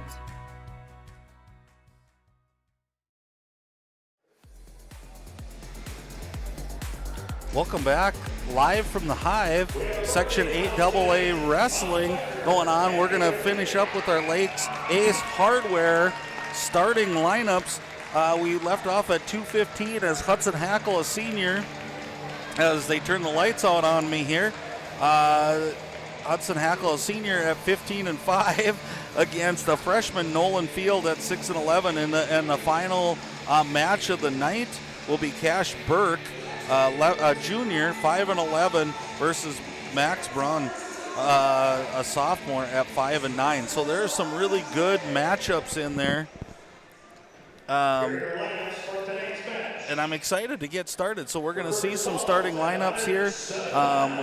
It's really exciting to see this. And again, I will let you kind of hear some of the starting lineups. We got Matt Rapp buddies going out with. I remember my kids running out and how big of night that was. It sets up for a great night. I remember I was Kenny Mekadek's Matt Rapp back in the day. Isn't that amazing how you can remember? And I was one of the lucky ones. My son Braylon ran out with his brother Leighton. And, it's just one of those things that it kind of brings those emotions back as, you love every part of this sport once you get to understand it and you let yourself sink into what these kids are doing night in and night out. It's hard to beat the atmosphere here with the cool lights coming off the scoreboard. You can keep the arena dark, but yet the spotlight's on. The coaches talk about that all the time where, when the light's on, you got to perform. Exactly, and you're going to hear from these sponsors tonight. We'll highlight a couple as we go, when we can go. Again, we want to thank Nias Family Sales. The Nias Family Sales Service Center can service all makes and models. Schedule your vehicle today by calling 218-346-5976. Along with that, we'd like to thank Waterfront Recreational, Perham Health, who's sponsoring our blood tonight. And again, hopefully that's not used too many times, but again, it's almost inevitable when you've got two humans going in hand-to-hand combat here. Central Market, New Horizons Realty, Perham Chamber of Commerce, Lakes Area Co-op, Hanson's Plumbing and Heating, Joel Foltz Construction, River Edge Cabinetry, Interiors by Winkles, Ray's Sport and Marine, Lakes Ace Hardware, who brought us our starting lineups. EOT Insurance will bring us our post-game report. Grab a quote today by visiting EOTinsurance.com. KLN Family Brands. Apply today, build your tomorrow. United Community Bank bringing you the scoreboard. Reuter Family Dentistry bringing the pin for the win for both teams tonight. JNL Nutrition will have our wrestler of the match, and we have more that we will highlight as we get going tonight, Jesse. And this is some of the coolest parts right here happening as you just have so much emotion. I can only imagine when you go under the spotlight. Yeah, I mean, even watching now, removed for 10-plus years, you still get the jitters of, being down there, trying to get yourself mentally prepared. And, we talked earlier about the different weight classes. Somebody on this team's wrestling in about 5 minutes. So the smaller guys at, 107 pounds, they're getting ready. They're going to be going here in a second. Where the, upper weight guys, heavyweights, 215-pounders, they got a little bit of weight. They don't want to ramp it up too early and wear themselves out. Yeah, it's an interesting sport that way where you're not sending out 5-on-5 at the beginning. You got one guy coming out, and here we go. It's opening night at the Hive, even though it's a little late. We'll have coaches come out with the captains. Coaches and captains come out. They're going to do that coin flip that you talked about. Just some really, really cool stuff happening as we speak. And again, it's one of those that it's such a battle, Jesse, but it's such a sportsmanship activity too. It's just crazy how the two mesh together. Yeah, there's quite a brotherhood in wrestling. You know, you all respect each other because you're going through the same hard work day in and day out, and just love to get out there and compete. And it looks like Fergus Falls won the flip. I don't know what they chose, but here we go. And I think we'll find out as we get going. It's one of those things, it's so awesome, and one of the things that makes it a little tough to broadcast is you really have to keep an eye on, an ear more so on Bruce Perham as both coaches now come up and tell who's going to be wrestling. So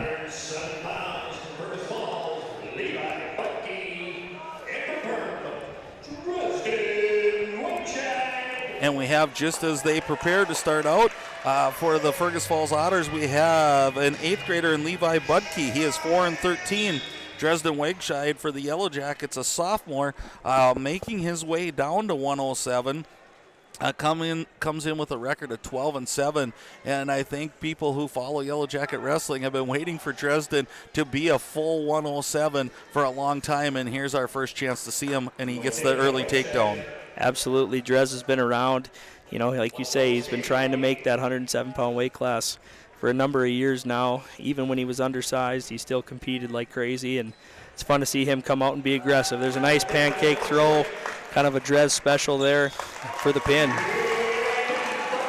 And what a quick pin that was, and that's a Reuter Family Dentistry pin for the win. Your 106-pound match was brought to you by Waterfront Recreational, and we want to thank them for that. And it went pretty fast as Dresden Wegscheid with the pin. We're going to go to 113. The 113-pound match is brought to you commercial free by Central Market. So thank the folks at Central Market for bringing this 114-pound match to you. Bo Bush, an 8th grader, 2-8 coming out against Jack Braun, an 8th grader as well, at 2-15. We've got a 6-0 lead for the Yellow Jackets on our scoreboard. Both wrestlers come in kind of an arm tie here. Bo gets in on a single.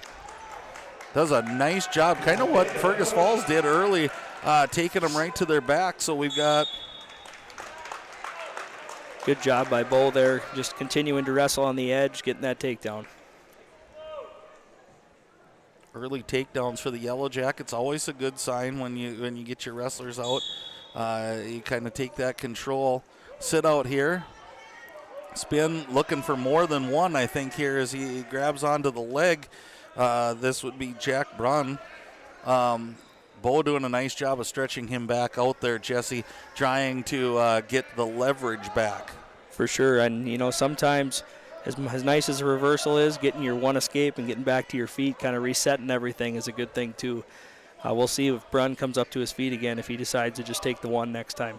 Right, you run that risk of holding onto that leg, and you kind of give up some of your own leverage sometimes and make it easier for your opponent. This case, Bo Bush now switches into a cradle. I think he's got it hooked up. He's just got to pull him back over his hip here. Again, sometimes this is strength. I'm not sure if Bo is a full 114-pounder. I know he wrestled some at 107 earlier in the year.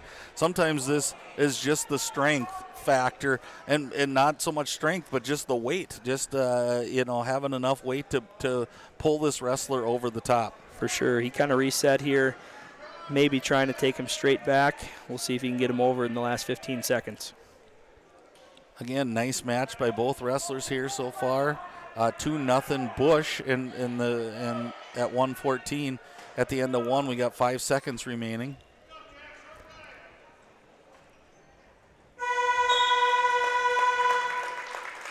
Probably both wrestlers did what they wanted to do there. I think Bo was in. He's got the choice. He's going to defer, and Brunn's going to take down. So 2-0 in favor of Bush. We start the second 2-minute period here. Again, if you're Bush, I think you probably try to head back to that. Maybe it's not, but a really quick start there by Brunn. Brunn here going for the escape. Well, now he's reaching back for a headlock. Looks like he lands it. He did, and that was a nasty one, and you could kind of see it coming. He threw it from a ways away, but it was one of those that caught Bush. Now they're kind of in an awkward. He's just trying to almost get his chest back. We're seeing the back points here being called and held there, 3 by the official, so it'll be a 5-2 lead at minimum for Jack Brunn, and he's looking for a Reuter Family Dentistry pin for the win to tie this thing up at 6-6. Again, this 114-pound match is being brought to you commercial-free by Central Market. Bo doing a good job keeping his hips down. Again, we got a minute left. Boy, a minute's a long time. I was just good. We're thinking the same. That's not the first time that's happened, but it's a long time to be sitting like this. And again, it just comes down sometimes to will, and sometimes it's just the other wrestler has you in a spot that nothing else, you can't do anything else. You see Brunn trying to stretch that arm out, just trying to get that shoulder to collapse. You know, if he could get his chest back just a little bit on him, I think put more pressure on that shoulder, you would see the slap of the mat by Brunn. Official taking a really close look here. 30 seconds remaining, so an eternity, like you said in the JV matches, Jesse. This is an eternity to be in this spot. You know, Bo's in an okay spot here. Brunn kind of getting too high a little bit. Bo might be baiting him and kind of taking his opportunity to squeak out of there.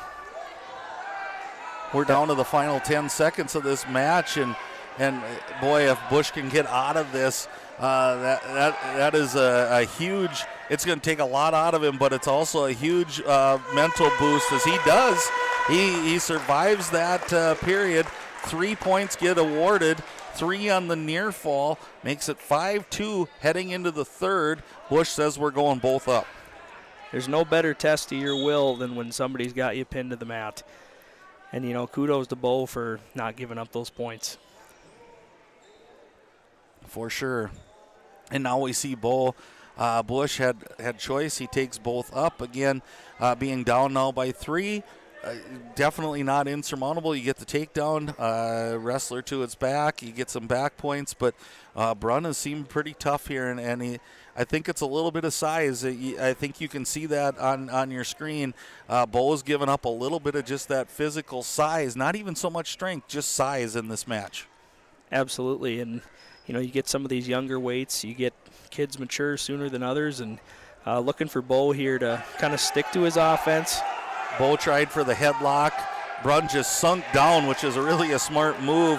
He's looking for his 2. Bo's got a hold of that ankle, but he's going to leg pass here. Oh, that's... Boy, I'm not sure if that was control, but 2 points awarded. And then Bush reverse. So, you know, usually when that happens, it usually equals itself out as we get going. So, again, we're right back to where we were, other than Bush now either has to now cut and try the takedown game or try to get back points and get those 3, and it looks like he's working for back points. Deep crossface here. See if he can work that Butcher series over. He's got him. Oh, he just came a little bit loose. Yep. Still 30 seconds here. Plenty of time to hook something up. Boy, I like the strategy. We're down to 25 seconds, as you said. Nice job by Bush. I like what he's doing, and again, it's just been it's been a headlock that's been the difference maker right here. Bush is really working it. Brunn's doing a good job, kind of taking up time with 10 seconds remaining, just holding onto those arms underneath. Yeah, no stalling calls here, so he can kind of just take it easy. And there's your final in the 113-pound match, brought to you commercial-free by Central Market.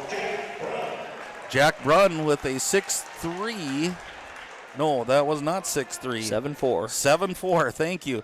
7-4 decision, which makes your team score on the United Community Bank scoreboard 6-3 as we head into 121 pounds. Your 121-pound match is being brought to you commercial-free by New Horizons Realty, and we have two 7th graders here. Peyton Trout for the Yellow Jackets, 7th grader, 1-9 on the season.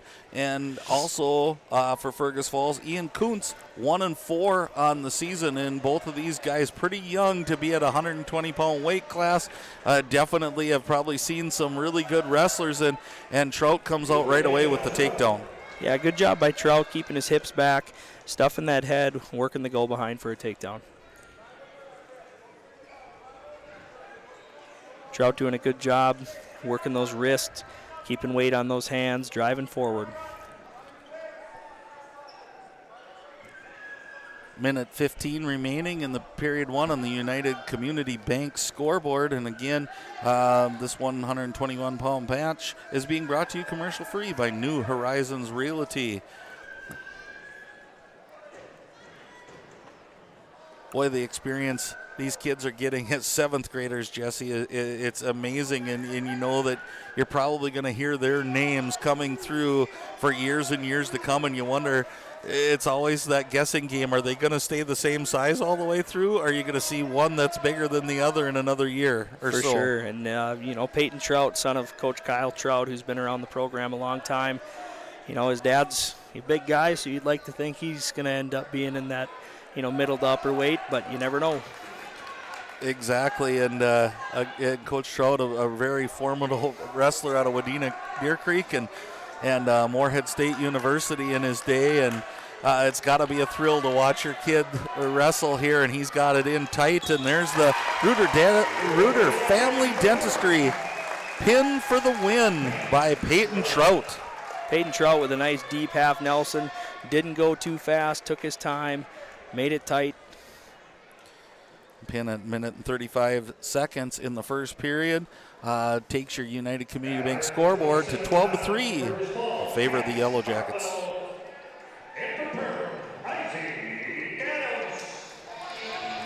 We're now at 127 pounds. This match is being brought to you commercial free by Perham Chamber of Commerce, and this is one we highlighted earlier. Jesse, Isaac Adams, a 9th grader, 7-8 on the season, but a returning state entrant against Cass Hartwell, 9-3 on the season, a junior. So the age, again, you start to think about those things. But I think this is one of our really quality matchups. For sure, and having the pleasure to coach Ike this fall, he's been ready for wrestling season since about October. So he's ready to roll. He's loving the matchup, and he just loves the opportunity to get out and compete. It's one of those things, too, is a nice double leg takedown there and trying to hold him to his back. And I thought we'd get some back points, but he's got the legs split. He's just got to take his time here. There he's getting a couple swipes. He's got to work toward that head, see if he can claw a shoulder. Again, looks like Hartwell's going to base for out. A young wrestler having that experience of getting down to the state tournament, it's got to just fuel that fire to get back there again. And I think you see that on Ike probably every day in the wrestling room, and we'll see if we get one there on the escape, and we do. So 2-1 lead with 1 minute remaining in your first period. Isaac Adams and Cass Hartwell. One thing I really like out of the Yellow Jackets tonight, the first 4 weight classes, we've come out and got the first takedown. So Ike right back into on a single. That's what you got to like, seeing that aggressiveness out of the Yellow Jackets. Again, this match being brought to you by the Perham Chamber of Commerce as we got a takedown there by Ike Adams.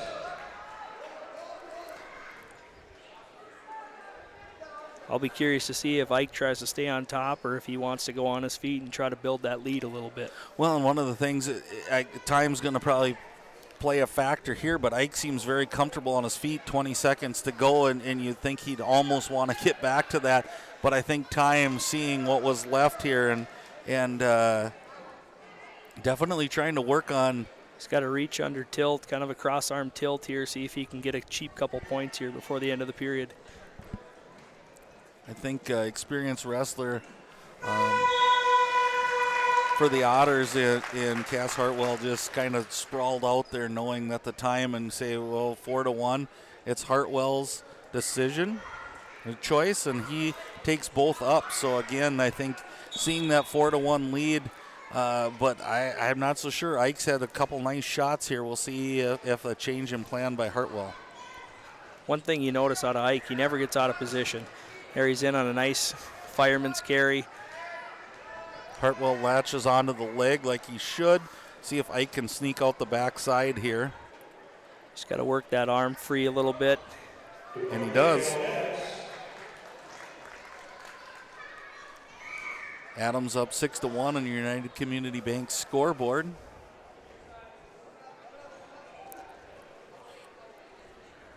Again, we have, we'll have a mid-match kind of recap here, just kind of talking about what we've seen, sponsored by Frontier Airlines.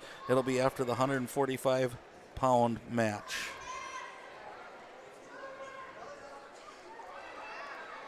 One minute remaining here in the 127-pound match between Ike Adams and Cass Hartwell, and Ike's had kind of his way so far, but we've seen many a times where this can change in a hurry. For sure, you see Ike kind of go into something new. He threw one of his legs in, working up on top a little bit, had an opportunity with a power half, but Hartwell doing a good job working tough down there. You know, and you talk about coaching staffs and what they can bring. I know that Coach Trout is a really experienced leg rider, and you know that he's bringing that to the Perham wrestling room, and you know the same thing's happening for the Otters. They've got coaches that do specific things well and different kids, and let's see if 20 seconds left here, trying for the escape, but nice job by Adams just crossing up those legs again and taking him back to the mat. Every time you return a guy to the mat, it takes a little wind out of him. So good job by Ike to keep wrestling and just end the period on top. Threw in that arm bar with 4 seconds remaining. I don't think there's going to be time, but again, it's one of those that Ike's saying, okay, I've got that in my arsenal now that we can get that. So it should be Ike's choice here. He chooses down, leading 6-1. I look for Ike not to waste any time here. I know he wants to build that lead and get back to his feet.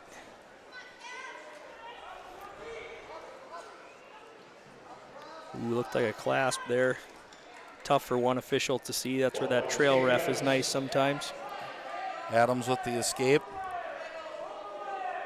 Minute 40 remaining on the clock, and Ike's going to come around and get the takedown as well. So a nice start to this match for Adams, now taking a 9-1 lead, and the Yellow Jackets up 12-3 on your United Community Bank scoreboard with about a minute and a half remaining in this third period. And nice Turk step by Ike here. You know, scooping that bottom leg. Got to turn that chin a little bit there. He's starting to count. Good. A little bit of a Zach Peterson type look there. So, again, nice job. He's going to have some back points. It's sitting now. The official gives it 2-point near fall, makes it 11-1. So now we haven't even talked about these sorts of things, Jesse. We're now we're at a major decision, and with 50 seconds remaining, again, you'd like to think that pin, and we got double arm bar. Double arm bar. This is bad news here. If Ike can get this tight. Hartwell doing a good job fighting, but there's not a whole lot you can do. In a long time at 35 seconds. This is a very, I just say this isn't very comfortable right now. Ike's doing a good job sitting through, putting a lot of pressure on his shoulders to get down. You gotta respect Hartwell. Rolls out of that thing again. 3 points. So now we're getting close to that tech fall. Another turn here by Ike Adams. There's 20 seconds left, so I don't think you're going to see a escape-type takedown, but definitely try to take him over again. But he's got this major decision locked up with 15 seconds remaining, and really a nice match here by Ike Adams against a really good opponent in Case Hartwell. Ike doing a good job, just staying on top, keeping that pressure on the whole time. Good controlled match by Ike.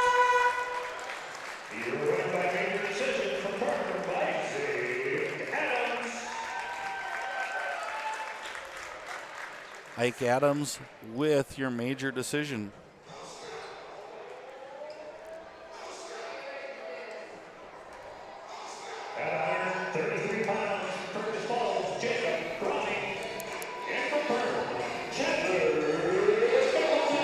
So we head into 133 pounds. This match is being brought to you commercial free by Lakes Area Co-op. Lakes Area Co-op bringing you this match. Chandler Mickelson for the Yellow Jackets comes in with a record of 12-3. Jacob Froning, a sophomore, at 7-11, and it didn't take Mickelson much time, Jesse, to get right in on what he wants to do. You can sure see Mickelson's experience there. You know, had he ran him off the mat to try to get the takedown, Froning did a good job rolling, and you could see Chandler just stop, let him do it, and collect that 2 right on the edge of the mat. Mickelson lets him up to take him back down. Again, probably looking to get him in a spot where he can get some back points or do what he wants to. Froning's doing a nice job of pulling that arm over the top, again, which allows the escape. And we're at 4-2 with 1:20 left in the first period. Froning with a little shot there met pretty solidly there by Chandler Mickelson. Yeah, you're going to see Chandler not shy away from any physicality. He's a guy who you talk about winning a fight in a phone booth, and he's one who just likes to be there and, you know, get physical. Right, you're not going to see much outside that the circle, and now he's got that arm pin behind, and this is a kind of a hammerlock position here. This is tight. And again, you got to see the Reuter family dentistry pin for the win by Chandler Mickelson. Chandler did a nice job there, just kind of imposing his will and stretching that lead for the Yellow Jackets to 22-3 after 133 pounds, and you're starting to see the Yellow Jackets' strength of schedule maybe a little bit coming, and also some of their more experienced wrestler. You know, that's what you expect out of your senior, one of your leaders, to come out and just get it done in front of your home crowd. We head into the 139-pound match. This match will be brought to you commercial free by Hanson's Plumbing and Heating. Thank you, Hanson's Plumbing and Heating. And Detloff right in on a takedown.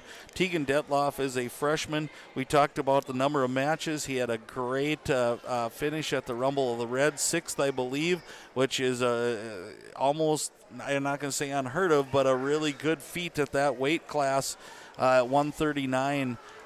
Being a freshman. So right in on what he wants to do is Detloff. He's ahead 2-0. We're off the mat. We'll start back at the center. He's wrestling a 9th grader in Austin Longoria, who's 6-10 from the Fergus Falls Otters, and Detloff's going to let him up, and we're going to start neutral again. Yeah, Longoria doing a good job of just putting Tegan in some funky spots underneath, so Tegan's just going to go on his feet where he can continue to try to build on that lead.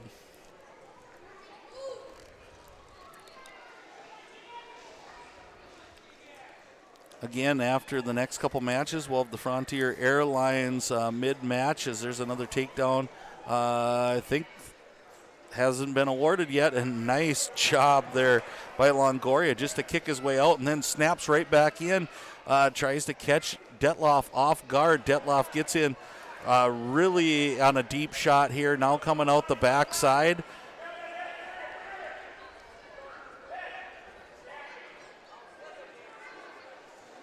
And there's the 2-point takedown for Detloff.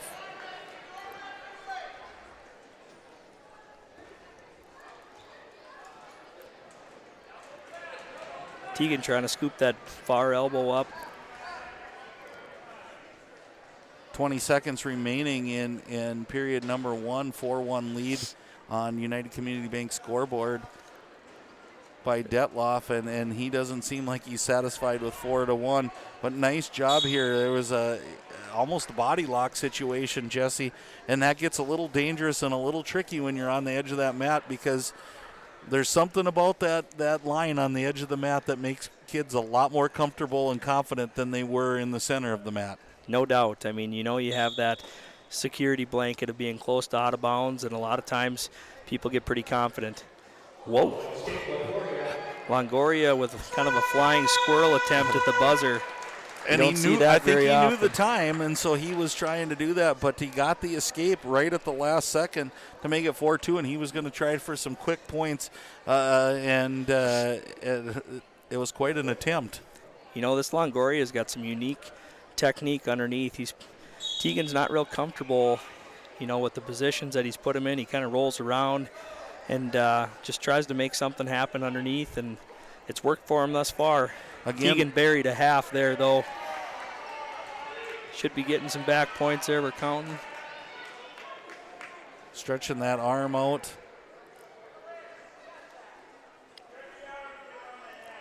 Very flexible, this Longoria is.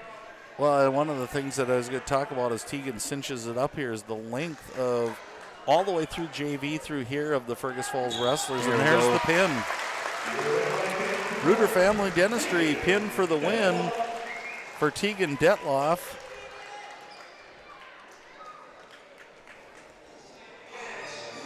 Makes the score 28-3 in favor of the Yellow Jackets. Heading into the 145-pound match, and this was one, if it comes to fruition, we thought was going to be one that would be a good one. This 145-pound match is going to be brought to you commercial-free tonight by Nias Family Sales. And Johnny Ramos coming out for the Yellow Jackets. Johnny, a 10th grader, 9-9 on the season. We talked earlier about who he's wrestled. Going up against a really tough customer tonight in 9th grader Caleb Fromming. He is 15-6 on the year, and we got bodies flying already. Yeah, it was a nice reshot by Johnny. He let his hands get a little bit high on that finish, and he kind of took a little ride there. But again, saved by the line. Yep.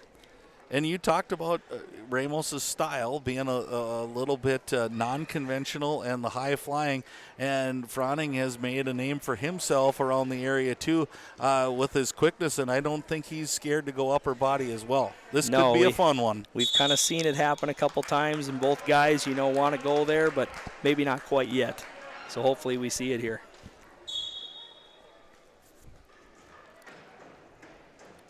It's kind of like watching a firecracker, Jesse. You know that the fuse is lit. You just don't know when it's going to go off, and that's kind of how I feel right now. Absolutely. It's only a matter of time. Now they kind of settle in and size each other up a little bit more. I think both of them were going for that big shot to start with, and now that neither one of them got it, they're sizing each other up a little bit. 57 seconds remaining on your United Community Bank score clock. And I'm just sitting here smiling, just waiting to see what's going to happen. Anticipation. Again, we want to thank Dakota Fins and Feathers for sponsoring our JV matches. Great clips for some overtime. We had a little overtime action in the JV they sponsored. We haven't had any yet at this point. And Budget Blinds for being our pregame sponsor, letting us get through some of the things that we needed to. So we've got a lot of stuff happening yet. Lakes Ace Hardware brought us our lineups, and it's been true up to form so far. Really good stuff happening. And again, we'll talk about, we're still kind of taking notes on the J&L Nutrition and Backyard Wrestler of the Match, and that'll all come up on the EOT Insurance post-game report. Grab a quote today by visiting eotinsurance.com. Boy, these two are scrapping right now. Tell you what, Froning just put 3 takedowns together, to come up empty, and that's, kudos to Johnny Ramos for having good defense, but, this is going to be an action-packed filled last 2 periods here. And I think this might be a big choice, might be the biggest choice of the night so far, Jesse, is Froning had the decision, I think, and I thought he was going to go both up. Now, did he take top? I didn't see what Johnny happened. took down, so I'm not sure if he deferred. Maybe he deferred then, too, because I think originally he was going both up, but... yeah, it can pay dividends down the road with whoever gets first points later on down the trails of overtime, but I'd be shocked if this match didn't end one way or the other. And you look at this, and man, Froning is a nice tight ride going here. And Johnny tried to get out of it, but good quickness. And you worry about Johnny trying to go fast here. The armbar gets kind of slid in. He gets that thing in there tight. The official's doing a great job kind of blocking your view to what's happening here. But armbar is in, and here he walks it over the top. Ooh, that's tight. A lot of time left. And there's the fall, and we kind of thought there was going to be some fireworks.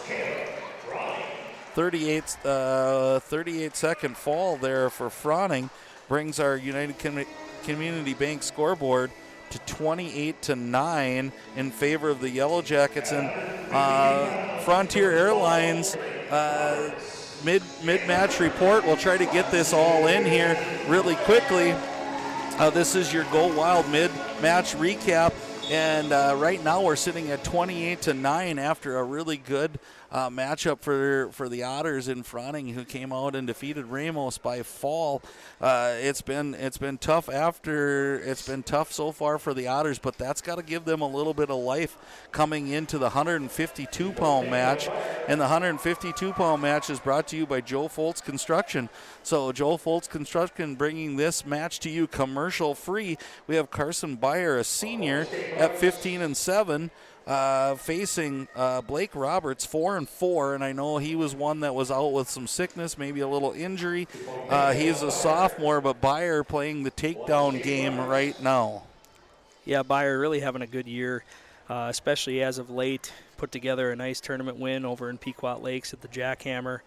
Finally as a senior, I shouldn't say finally, he's had some good seasons, but, stepping up to that leadership role and just setting a good example for his teammates.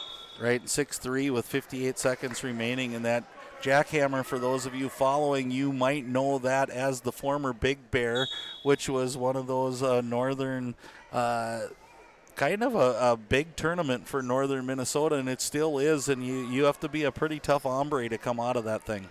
Absolutely, and Carson just, again, week in, week out, one thing you can count on him is to come out and work hard. I mean, he's going to scrap. The biggest difference over the last couple of years with him is you're starting to see some pretty awesome technique. He always had the toughness. He always had the right attitude, and now the technique is following. So right, in your Blake Roberts, you got to think it's probably getting some wind here with not having as many matches and going. And one of the things as you look at the Otters, Jesse, is their youth. We haven't called anybody that's an upperclassman for them. And so if you're following the Otters, you got to think the best is yet to come coming up here. So they're doing a good job, and Roberts is hanging in there, but there's a nice ankle pick by Byer right at the clock with 5 seconds remaining there. Points at the end of the period comes in huge. Takes a 10-4 lead heading into the second. We'll see Byer is going down. Roberts takes top. Again, for the Yellow Jackets, it's just this atmosphere is so fun when you have this dual type atmosphere where the lights are down, you're under the spotlight. This gym holds it really well. People are surrounded around here, and it's just a fun night of wrestling and what this should be all about. Fronning tried a little standing cradle there. Little bit nervousness for me, but not for Byer as he gets the escape. Little fun fact, I just found out that Carson Byer is wearing Colton Lehman's high school wrestling shoes, our athletic trainer's wrestling shoes tonight. So kind of unique. We talked about the relationship that, our athletic trainer has with these kids, and, kudos to Byer for sporting those. Byer looked a little stronger tonight. That's maybe it. That's a great fun fact that it just kind of goes to show you that the relationships are really, really the big part of any type of sporting or athletic thing that you're involved in. Nice job here by Roberts. It's 11-4, but he's kind of stalemated this now as Byer gets another takedown. I thought he had a pretty good start to the second period there. Now 45 seconds remaining.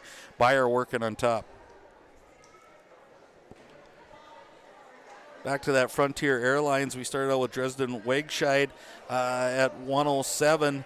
He got a fall over Levi Budke. Bo Bush then lost to Jack Braun to make it 6-3. Peyton Trout comes back for the Yellow Jackets over Ankutz with a pin, making it 12-3. Isaac Adams then wins 14-1 over Cass Hartwell in a really nice match for Isaac Adams, making it 16-3. Chandler Mickelson then comes through with a pin, making it 22-9 over Jacob Fronning. Tegan Detloff also with a pin over Austin Longoria, makes it 28-3.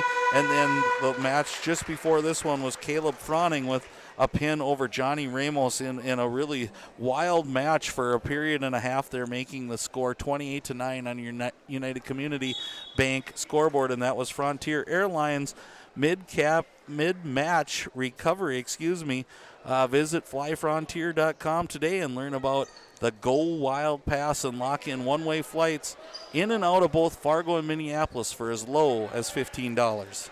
Byer going back to that, looked like an opposite leg knee pick there, doing a good job throwing that underhook by for another takedown. You know, I wonder now, it's one of those spots where you got to think that he hasn't really been turning him. You wonder if they're going to go takedown game here as we get another escape and try to get to that tech fall type situation. It's 10. It's going to be a lot of work to do that because when you're only gaining 1 point each time, you got 5 more times that you have to have a takedown. So let's see what happens. Byer kind of in a fireman's there, worked his way to a high crotch, fought off the neck wrench for another takedown. Nice follow there by Byer as you watch him go there. He kind of smelt the blood in the water there, and he just attacked after Blake Roberts went to the mat. Going to that farmer or hammerlock position, however you called that back in your day. He's got 40 seconds to work this, and again, 3 back points would give him that tech fall. I think he was thinking more than that, but Roberts does a nice job of just kind of bellying out here, and there hasn't been any stalling calls. So, it's one of those things, either the wrestlers are working really hard or this ref's given a little more leeway than we would normally see. And either way, we have not seen a stall yet. We haven't had that barn burner match yet. That's there hasn't true. been one that's come down to the wire where a stall may come into play. He awards one there. 5 seconds here. Really a nice match by Byer, and then if you look at it, really nice match by Roberts because they've been easy to give up more points than that. And 17-6 win major for Byer makes that United Community Bank scoreboard 32-9 in favor of the Yellow Jackets.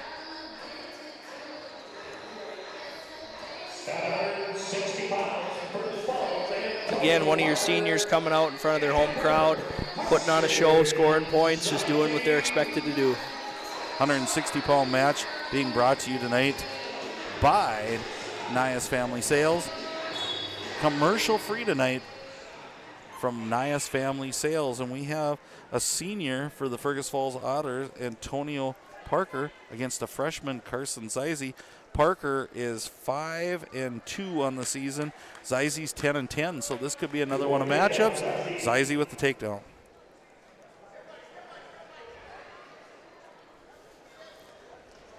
Zeise doing a good job staying behind the arms, kind of weathering the storm here. Tying up some wrist, getting to where you want to be to try to score from that top position. Minute 25, and there's a nice reversal. That showed some quickness and athleticism right there. A little bit of explosion. That's just a nice roll. He felt it, took it, and got his 2-point reversal.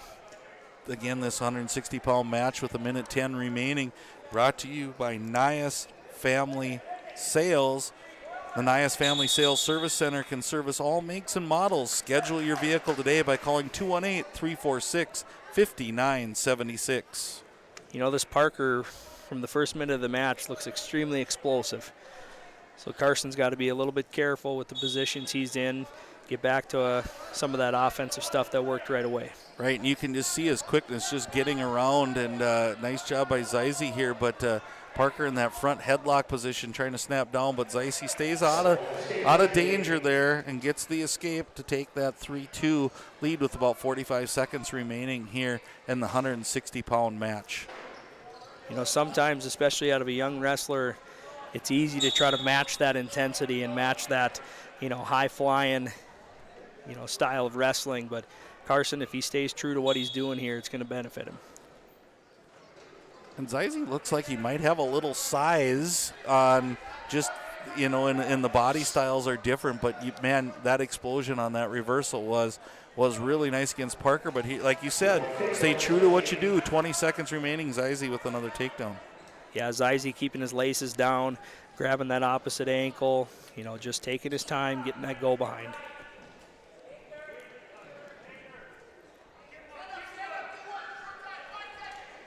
Be big for Zize to hang on here at the last couple seconds. And he does, taking a 5-2 lead into the second period. Parker's choice. He defers. Zize's taking down.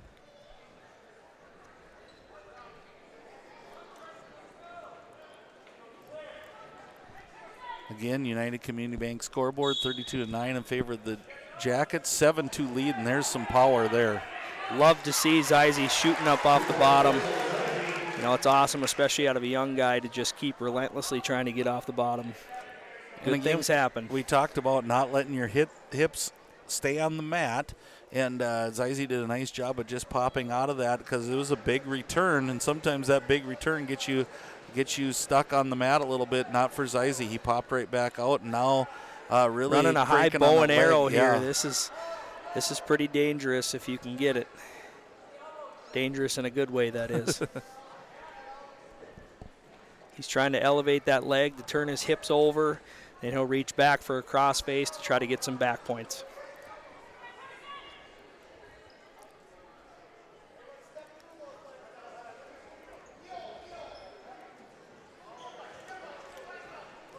Again, nice job really getting out of that by Parker, and now just kind of in that sit.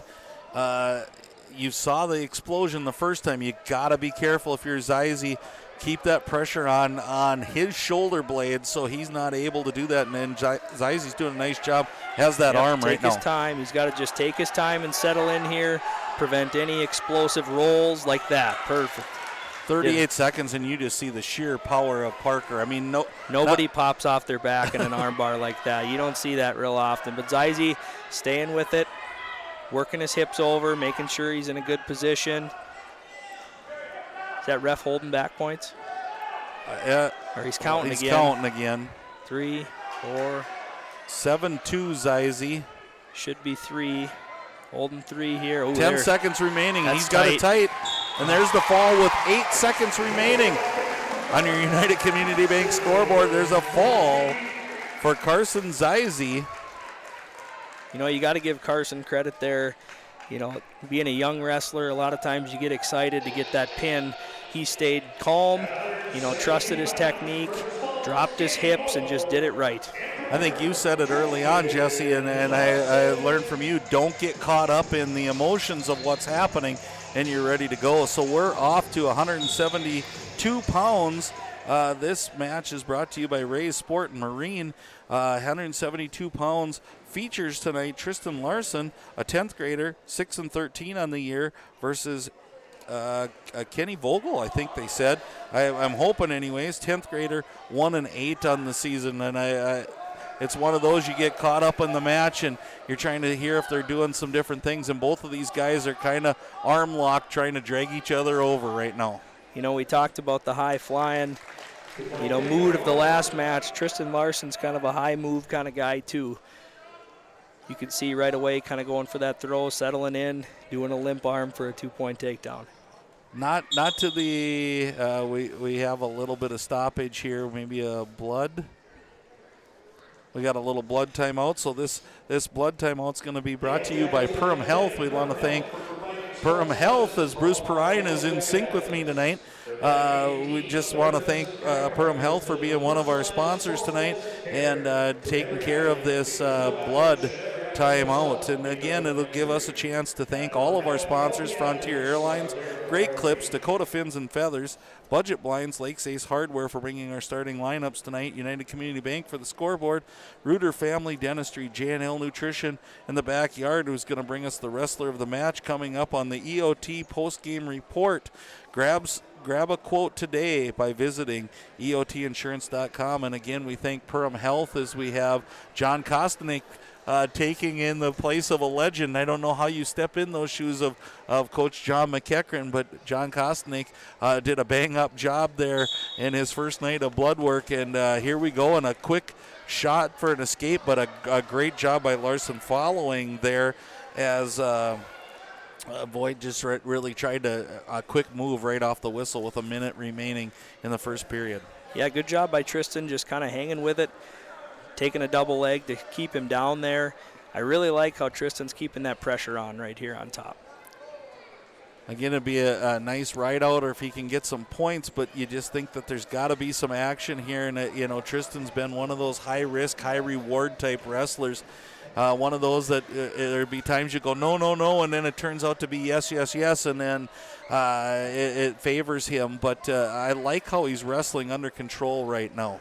Yeah, that's definitely a maturity thing you can see from him compared to last year. Like you say, he'd get amped up. He's extremely athletic and explosive. Now he's kind of channeling that in, trusting some of his technique, and he's put on a good ride here at the end of the first period. Yeah, 10 seconds remaining, and one of the things is as one more try for an escape here, but a nice mat return by Larson. I think you see that, Jesse, out of physical wrestlers, and I would consider Tristan Larson to be a physical wrestler. That sometimes you come through the younger ranks where your physicality is enough. It's enough for you to win, and then you have to switch over and learn that technique. And I think that's what we're starting to see out of Larson here, and I think the best is yet to come for him. For sure, and we talked about the youth on the Fergus lineup, kind of similar to the Perm lineup too. We got a lot of young names. Good double leg takedown there by Tristan Larson. Got a lot of young guys competing for the Yellow Jackets too, who have made huge steps from last year as well. Right, and I think that's where you see for both squads that room when they start growing up together, they start doing the things that they're practicing every day, they're making each other better. And that's the best thing that can happen for this sport is the better the teams are around you, the better the wrestling becomes, and that's a win-win for our wrestling families. We're in the 172-pound match brought to you by Ray Sport and Marine. They're bringing this to you live, commercial-free. Tristan doing a good job keeping his toes in. As long as there's 2 supporting points in, the clock will continue unless they obviously get to the basketball floor. Again, we'd like to thank some sponsors, KLN Family Brands, a proud people-first company interested in joining their growing family. Head over to klnfamilybrands.com. One thing I've noticed with Tristan so far, he's doing a really good job of stopping that first move. We talked about explosion of the bottom. From the top position, you want to really try to prevent that from happening, and he's done a good job staying behind the arms, keeping his hips tight, and then going to work on top. 40 seconds remaining in this one, and this has been a really good match. It was one of those we talked about early we thought would be a solid match. It's just one of those, it's good for these kids to get into these type of situations, and especially wrestling in front of your home crowd. Here's a nice move and then a whip there.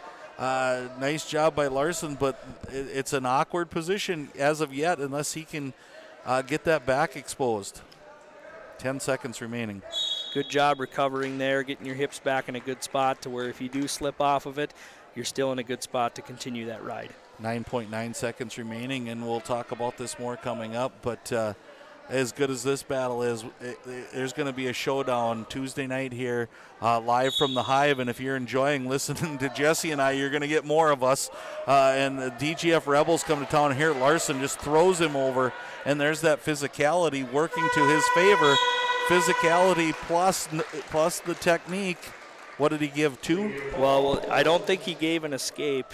I think he just gave 3 back points. So Tristan with a nice pancake throw, stuck with it.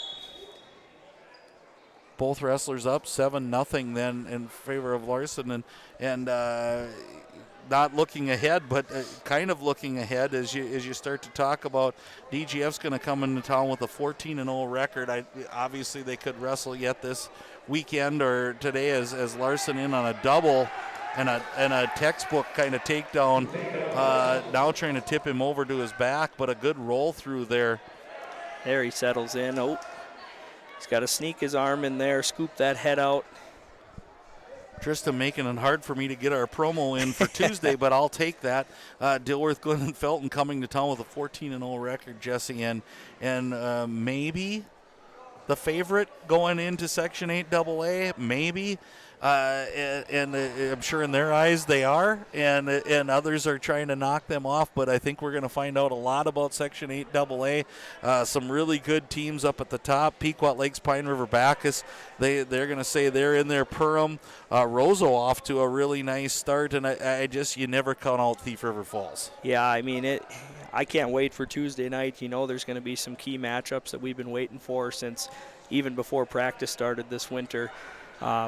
Good lineups. It's going to be top 2 teams in the section in an awesome environment. What more could you ask for? So if you can't get here, join us on Magnitude Sports. Jesse and I will be back, and we're looking forward to bringing it to you as Larson settles in. And that jump over sometime is a dangerous thing.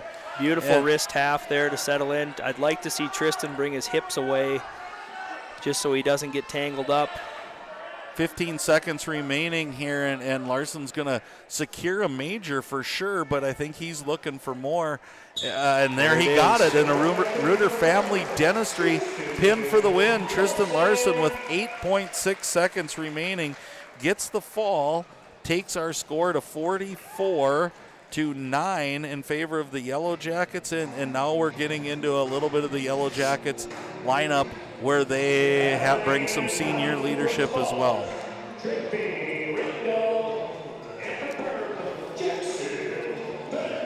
This 189-pound match is being brought to you by Rivers Edge Cabinetry tonight. Rivers Edge Cabinetry bringing your 189-pound matchup between Trigby Ringdahl, a 9th grader.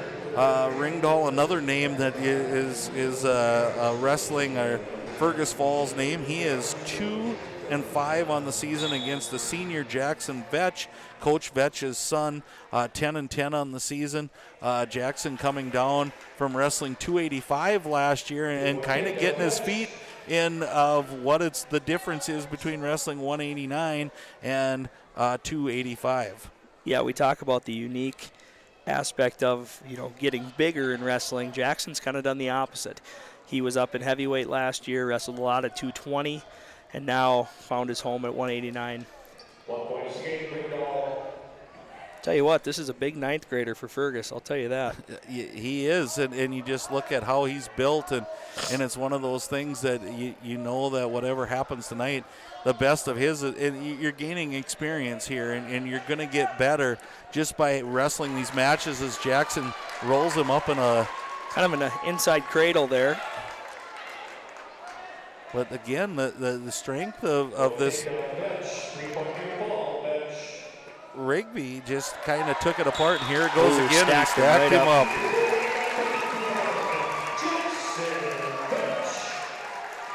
And Vetch with a nice win for the Yellow Jackets in a fall, 50-9 on the United Community Bank scoreboard, heading into 2:15.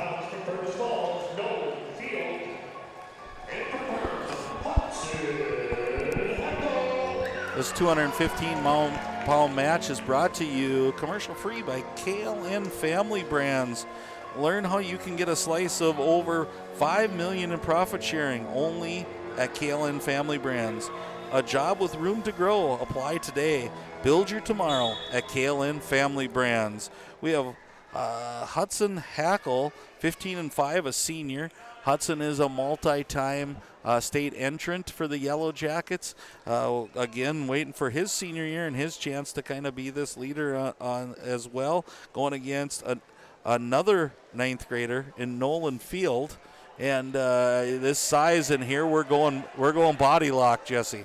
Yeah, you can't. This is exciting.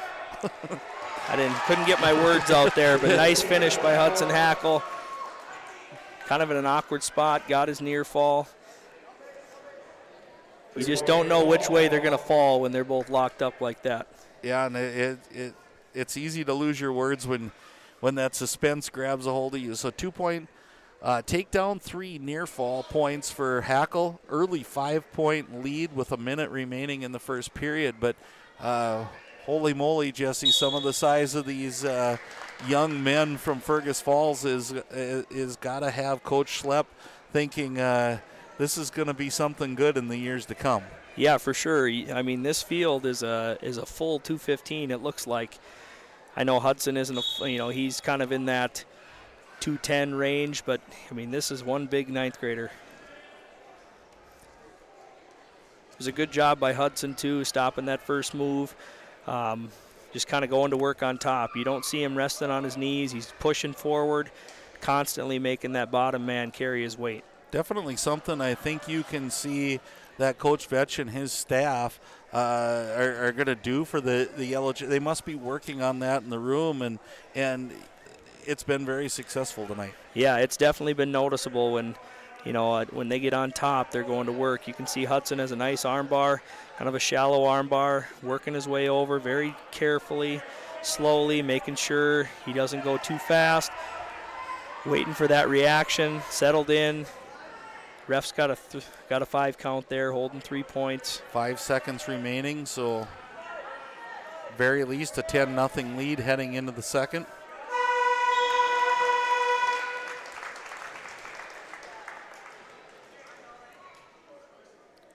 Sorry, 8-0 lead heading into the second. My apologies. Got ahead of myself there. Hudson Hackle has the choice. He defers. Field says both up, and I think we might see some more thrown or be thrown here.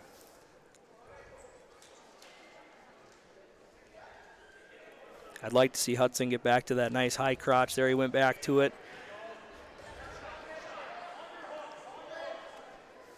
Sometimes the way to defeat that upper body is to get to a leg. There you can see kind of that strength. Hudson being a senior, spent a lot of time in the weight room. Those hips just came crashing down. Working his way to an inside cradle.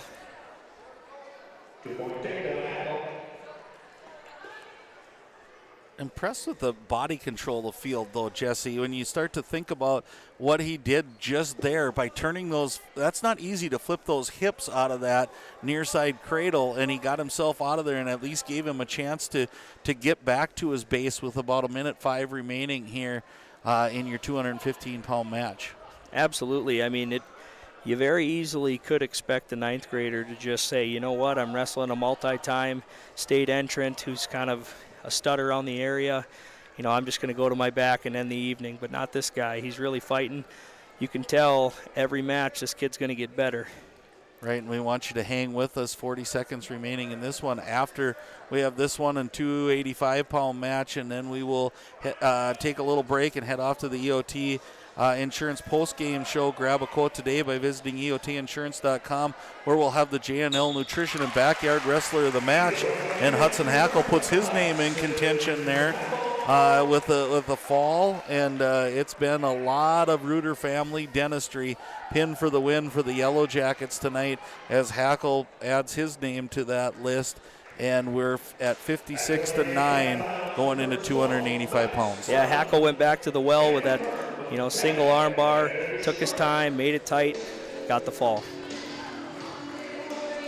The 285-pound match tonight is brought to you by Interiors by Winkles. We have Cash Burke, a junior at 5'11", and Max Braun at 5'9", and Cash comes out and takes that early takedown to take a 2-0 lead over Max Braun of Fergus Falls. Yeah, Cash came out being aggressive. Both these guys kind of went for something. Cash got a deep half in here. He's got to take his time and settle down. Careful so he doesn't get rolled. Nothing. No points. A lot of action for no points there. That's the beauty of heavyweight wrestling. Hey, and you gotta like it when 285-pounders come onto the mat and they're going like 107-pounders, and that's one of the things. If I don't know the Fergus Falls Otters wrestlers much, but Cash is going to give 100%, and it looks like it's going to happen both ways. And we got a reversal here. Yeah, there's been a lot of rolling. Both these guys, I would say, very similar in how they've been wrestling so far. Just reversal. Each guy kind of trying to do the same thing. And I'm sorry, Jesse, we went from 189. Fergus had a 9th grader, 215. They had a 9th grader. Now we have a 10th grader at 285. That's a lot of size and a lot of bulk for a young squad. So you could, like I said before, and I don't want to beat this drum too often, but Adam Schlepp's got a 56-9 now, but you got to like what he's got in the stable to work with now. For sure. Now Cash has got to be a little bit careful here as he's running this half. Oh, now he's going to a bar, getting that arm behind the back. That's probably a good decision, because sometimes when you're not very tall, you get running that half over and you end up going for a ride yourself. 10 seconds remaining, so if he's going to do something, it's going to be quick, and it looks like Cash thought better of it, which is smart wrestling. And sometimes, you watch kids grow up between your eyes, and I think you'll watch both of these 285-pounders do that you stop taking those chances that you don't need to take, because it ends up in a bad way for you. For sure. And how many times tonight have we talked about, if that would have been this wrestler last year, they may not have made that choice. Exactly. So it's fun to see that growth, and just you give kudos to the coaching staff for, making those guys trust what they're doing. Caution here, probably our first caution of the evening on Braun, and he's shook his head like he knew. So going into the second period, we have Burke with a 4-2 lead, and they're going to head out of bounds. Quick whistles when the heavyweights get to the edge. Right, and you see the front row scatter. So that's a good thing that quick whistle happens. Love to see Cash get to his feet again and really work on those hands. The biggest thing for heavyweights underneath is don't give up that base. Now we must have a caution. Second caution. Is a second caution? I think you said caution red. Okay. Next one should be a point if it was indeed on the Fergus Falls wrestler. Again, you talked about that earlier, Jesse. I'm learning from you tonight that tried for that roll, and Braun was a little sneaky on that one. Now has the arm bar in. Cash has got to work to his feet here. There you go. Yep, Nice. Work your way, clear the hands, good job. Now he's got to weather the storm here a little bit. Both these guys are getting a little excited. Again, you kind of got that feeling that we are going to see something happen here. Might be a little higher maneuver than what needs to be done, but it looks like these two are ready to rumble as they lock in chest to chest. Here we go. This is what we came for. Cash has got to get his hip in. There, he posted up nice, settle in. And there's the fall by Cash Burke as he ends the night for the Yellow Jackets with another fall, and that takes our score, our final score on the United Community Bank scoreboard to 62-9. Jesse, is a great start to opening for the Yellow Jackets. Like you said, we'll talk a lot more as we come back in our EOT post-game show. We'll have our JNL Nutrition and Backyard Wrestler of the Match. But a nice start by the Yellow Jackets, and a fun night to have wrestling back in the Hive. For sure. The home opener is always special. It's fun to see the Yellow Jackets come out and be aggressive and wrestle with good technique and just kind of show what they've been working on all winter long. Yeah, so we'll step away here. We'll come back with after a commercial break from our sponsors. We'll talk about the wrestler of the match. We'll do a quick discussion. We'll do a recap for you, and we'll again honor our sponsors. We'll talk a little bit about what's coming up in the near future for the Yellow Jackets, and we'll be back in about 3 minutes. The thing that drives me first and foremost are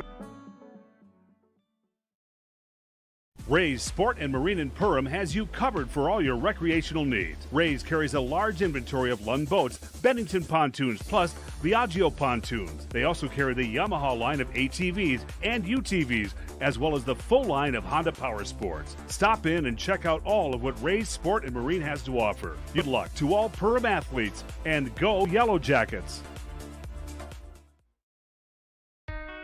We take pride in what we send out. When you open a bag of licorice, you want that licorice to look good. You want that licorice to taste good. We work for you. We take pride in what we're making and what we are offering. It is so important to me. I do thank KLN from the bottom of my heart.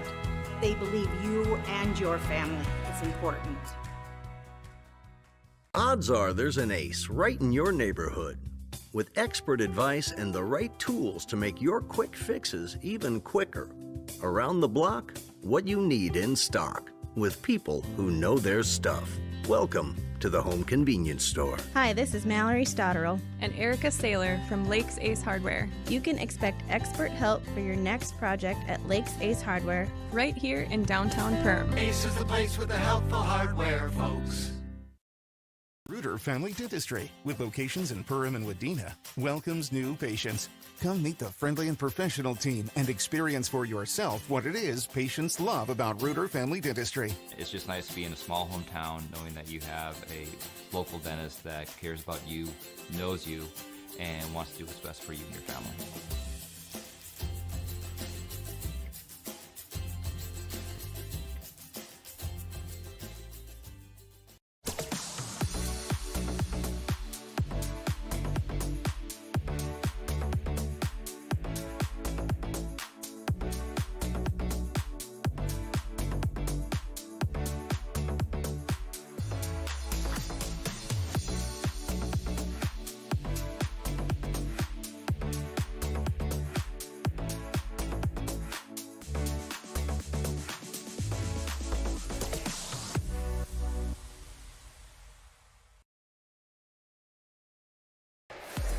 Hey, welcome back to the Hive as we just watched the Yellow Jacket wrestling team in a Section 8 AA battle come up with a 62-9 victory over the Fergus Falls Otters. And again, it's one of those things, Jesse, that wrestling is kind of a unique sport, and it can be some really good matches, and you don't see that on the scoreboard. Absolutely. I mean, you know, essentially you could get shut out and wrestle 13 great matches. But we did see some good matchups tonight. Again, the youth of Fergus Falls tonight is something that's definitely, you know, kind of scary for the future because they got a lot of things coming up, a lot of good things going on in that program. But the Yellow Jackets, you know, you got to tip your cap to them. They showed up and they did what they had to do on their first section match tonight. Right. You know, it's just and they're well coached, and you can see they do things well, and that's what's exciting is you want these rivalries to continue. You want towns 45 minutes away to be able to come in tonight like we did, and you're seeing live all the people now coming out and talking to the wrestlers. So we're going to lay this out for you how we're going to do this. We're going to kind of recap the match, give us a little time as we hear the recap of the match to think about who we're going to talk about to be the J&L Nutrition and Backyard Wrestler of the match. This is all on your EOT Insurance postgame report. Grab a quote today by visiting EOTinsurance.com. We'll go through that. We'll step away for a little bit. We'll come back to do a couple of things. We'll do that. We'll set the stage again for our upcoming match next Tuesday that will be live on the Hive. And then we will, from there, we'll probably sign out and give you a chance, and we'll find out how bad the roads are out there as we get going. So, again, tonight a great night for the Yellow Jackets, but a lot to be had if you're a Fergus Falls Otters fan, as your team wrestled really, really well. So here we go at 107, Dresden Wagsheim with a quick fall over Levi Budke. Making the score 6-0 at 114. Bo Bush took on Jack Braun. Braun was your winner by a 7-4 score, making the scoreboard 6-3. Then on to 121. Peyton Trout, freshman, took on Ian Kuntz, a freshman, and Trout with a quick fall made it 12-3 on your United Community Bank scoreboard. Ike Adams put his name in the hat for I believe, is one of those that went in one of our key matchups of the game as he defeated Cass Hartwell, and Cass came in with a 9-3 record. Really good wrestler, and Adams won 14-1. At that point, it was 16-3. Chandler Mickelson with a fall over Jacob Froning, 22-3. Tegan Detloff with a fall over Austin Longoria, which was a topsy-turvy match for a little while, made it 28-3. Johnny Ramos lost to Caleb Froning, and a really good wrestler from Fergus Falls, and made the score 28-9. And from that point on, the Yellow Jackets kind of ran the table. Carson Byer took on a really good wrestler from Fergus Falls and Blake Roberts, and won 17-6, making it 32-9 on that major decision. Carson Zeise, really a nice match against Antonio Parker, a battle of two different styles of wrestlers, and I believe your call on that, Jesse, was spot on. As you said, if he stays true to what he was doing, things will look good for Zeise, and he won by fall, making it 38-9. At 172, Tristan Larson with a fall, again in an interesting match, making it 44-9. Jackson Vetch, one of the seniors for the Yellow Jackets, wins by fall over Ringdahl from Fergus Falls, making it 50-9. Hudson Hackle with a fall, making it 56-9 over Nolan Field. And in the last one, a really fun match to watch, and it was a place of thrown to be thrown. Cash Burke comes away with the fall and making your final score on the United Community Bank scoreboard 62-9 in favor of the hometown Yellow Jackets. So we're going to step away one last time here. We'll get a few more of our sponsors in. When we come back on our EOT Insurance Postgame Report, we will be awarding the JNL Nutrition and Backyard Wrestler of the Match. Make memories that they'll remember and pass down a tradition. Enjoy your freedom with the road less traveled and spend time with the ones you love. Whether it's here or there, make the most out of life and spend time with who you choose. And choose Quillo from United Community Bank. Whatever life has in store for you, finance it with Quillo. Learn more at ucbankmn.com. United Community Bank, Perham, Frazee, Dent. Subject to credit approval. Auto payment required. United Community Bank. Member FDIC. Equal housing lender. What sets the world's leading hospitals apart from the rest? It's their continued ability to deliver the highest quality patient care. Perham Health is honored to be a top 10 Minnesota hospital. Patients experience it, and Newsweek has recognized it. Even during the unpredictability of the pandemic, the nurses, doctors, and many others at Perham Health put their best foot forward. Thank you to everyone at Perham Health for continuing to provide the best patient care. At Nias Family Sales, our experienced mechanics are here to provide exceptional service in a timely manner. With 10 service bays, the service department at Nias Family Sales can work on all makes and models. Our experienced mechanics can do everything from oil changes, tire repairs, brake service, engine and transmission repair, and much more. Schedule your vehicle today. Call 218-346-5976. Hansen's Plumbing and Heating provides the highest quality products and services to ensure the comfort and safety of all their customers. It's what they do. Henry Hansen, later known as Hardware Hank, first opened the family hardware store in the early 1930s in Fergus, Minnesota. Today, they are proud to carry on his legacy of hard work and honesty through teamwork, fellowship, cutting-edge technology, and forward thinking. 218-346-2422 or make a visit in Perham, Fergus, or Detroit Lakes today. Hansen's Plumbing and Heating, proudly serving Minnesota families for over 80 years. Every day, thousands of dogs in the Lakes area are told to stay. When they wanted to play at the Backyard Playcare, Doggy Daycare, or Playcare is the perfect spot for your dog. 100% supervised playtime and 100% fun in a brand new facility that opens this fall. Contact the Backyard Boarding and Playcare at 218-346-4104 or check us out on Facebook today. Well, welcome back to the Hive on Magnitude Sports. We're about halfway through, or a little better, on your EOT Insurance post-game report. We're going to, after a little discussion there at our last break, we did some talking, and there were a good handful of wrestlers. When you have a night that's 62-9, it's hard to choose one wrestler to become the wrestler of the match, and we think J&L Nutrition and Backyard. I'm going to turn this one over to you since it's your first night on the air, Jesse. I'll let you award our wrestler of the match. Yeah, like you said, I mean, there's a lot to pick from.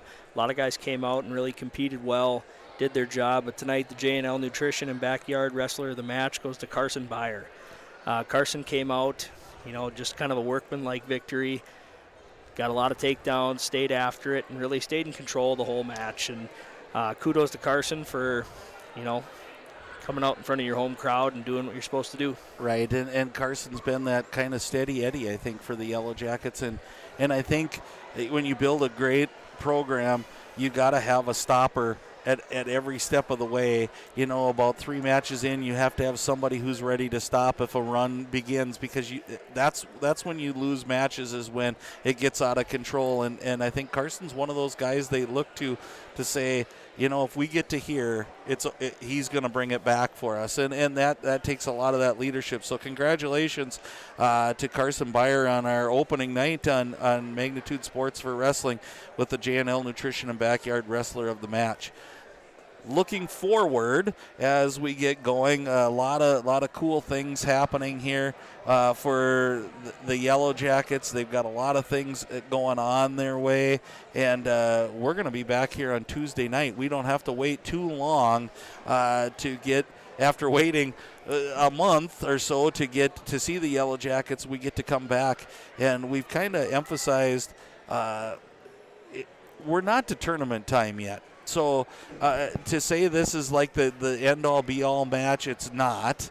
Again, it's kind of unique, and we'll talk about this on Tuesday night. So join back with us on Tuesday night. We'll talk about the split where the section is split into 2 sides, and then we'll run out how the tournament goes on Tuesday night. But definitely 2 of your top echelon teams in Section 8AA are going to go head-to-head in this gymnasium, and it's going to be a fun night. And Dilworth Glen and Felton was right there last year. They finished section runner-up. They smelt the trip to the state tournament coming their way, and I think this year they really do feel like this year is their year, and it's going to be interesting to see what the Yellow Jackets come out with. I think we're going to see a lot more. Tonight it was pretty straightforward. Everybody stayed with the plan they gave us. I don't know that that's going to be the case when we see those matchups are going to really change, and there might be some crucial ones in there. Yeah, for sure. It's always that game of, do you tip your hand during the season, or do you wrestle straight up and see where you're at? Seeding always shakes out the way it shakes out. And, besides these 2 teams, there are some very quality teams in 8AA that we're going to have to wrestle this year. So as much as we circle this match on the calendar and and hype it up, it is important, but we got to continue to wrestle well the whole way through. And the game within the game, so to speak, when you talk about wrestling, is going to be those individual matchups. It might not mean so much on the scoreboard what the ending is, because you're probably going to face each other again at some point when this Section 8AA tournament comes along. But it's your chance to wrestle an individual. And when it comes to the seeding meeting, you know as well as I do, Jesse, that nothing really trumps have you beat somebody head-to-head. Correct. And now that everything is over, into track wrestling, that's been a big change over the last probably 10 years in the sport of wrestling, is the seeding meetings don't get as hectic as they used to, because, the proof's in the pudding. You beat somebody, your common opponents, your, QRF, if you will, is higher than another opponent. So that takes a lot of dipping and dodging out of the equation during the year, and giving credit to the kids who are looking for those matchups. And you look at tonight, even for Fergus Falls, a Caleb Froning, that's a big win for him. That's a section opponent. It's somewhere where you come down to the seeding meeting, you go, I have a win over a common opponent, a common section player. It may make the difference of you not being 4-5. Maybe you're 2-3 and not having to face the 1 seed right away. So all of these little games that are played are so crucial, and that's what makes the sport of wrestling so fun, because it's not the final scoreboard as a team all the time. It's all the individual matches that also join that. So we would like to take this time to thank you for joining us on Magnitude Sports. Again, the Yellow Jackets victorious tonight, 62-9 over the Fergus Falls Otters. We'll be back on Magnitude Sports on Tuesday night, and we'll see the DGF Rebels come to town, and it's going to be a fun night of wrestling. So if you can't get here, please join us on Magnitude Sports. For Jason Groth, who helped us out along the way, Jesse Hine on his debut, couldn't have done it without him. My name's Lance Rock. We'll see you again on Tuesday night.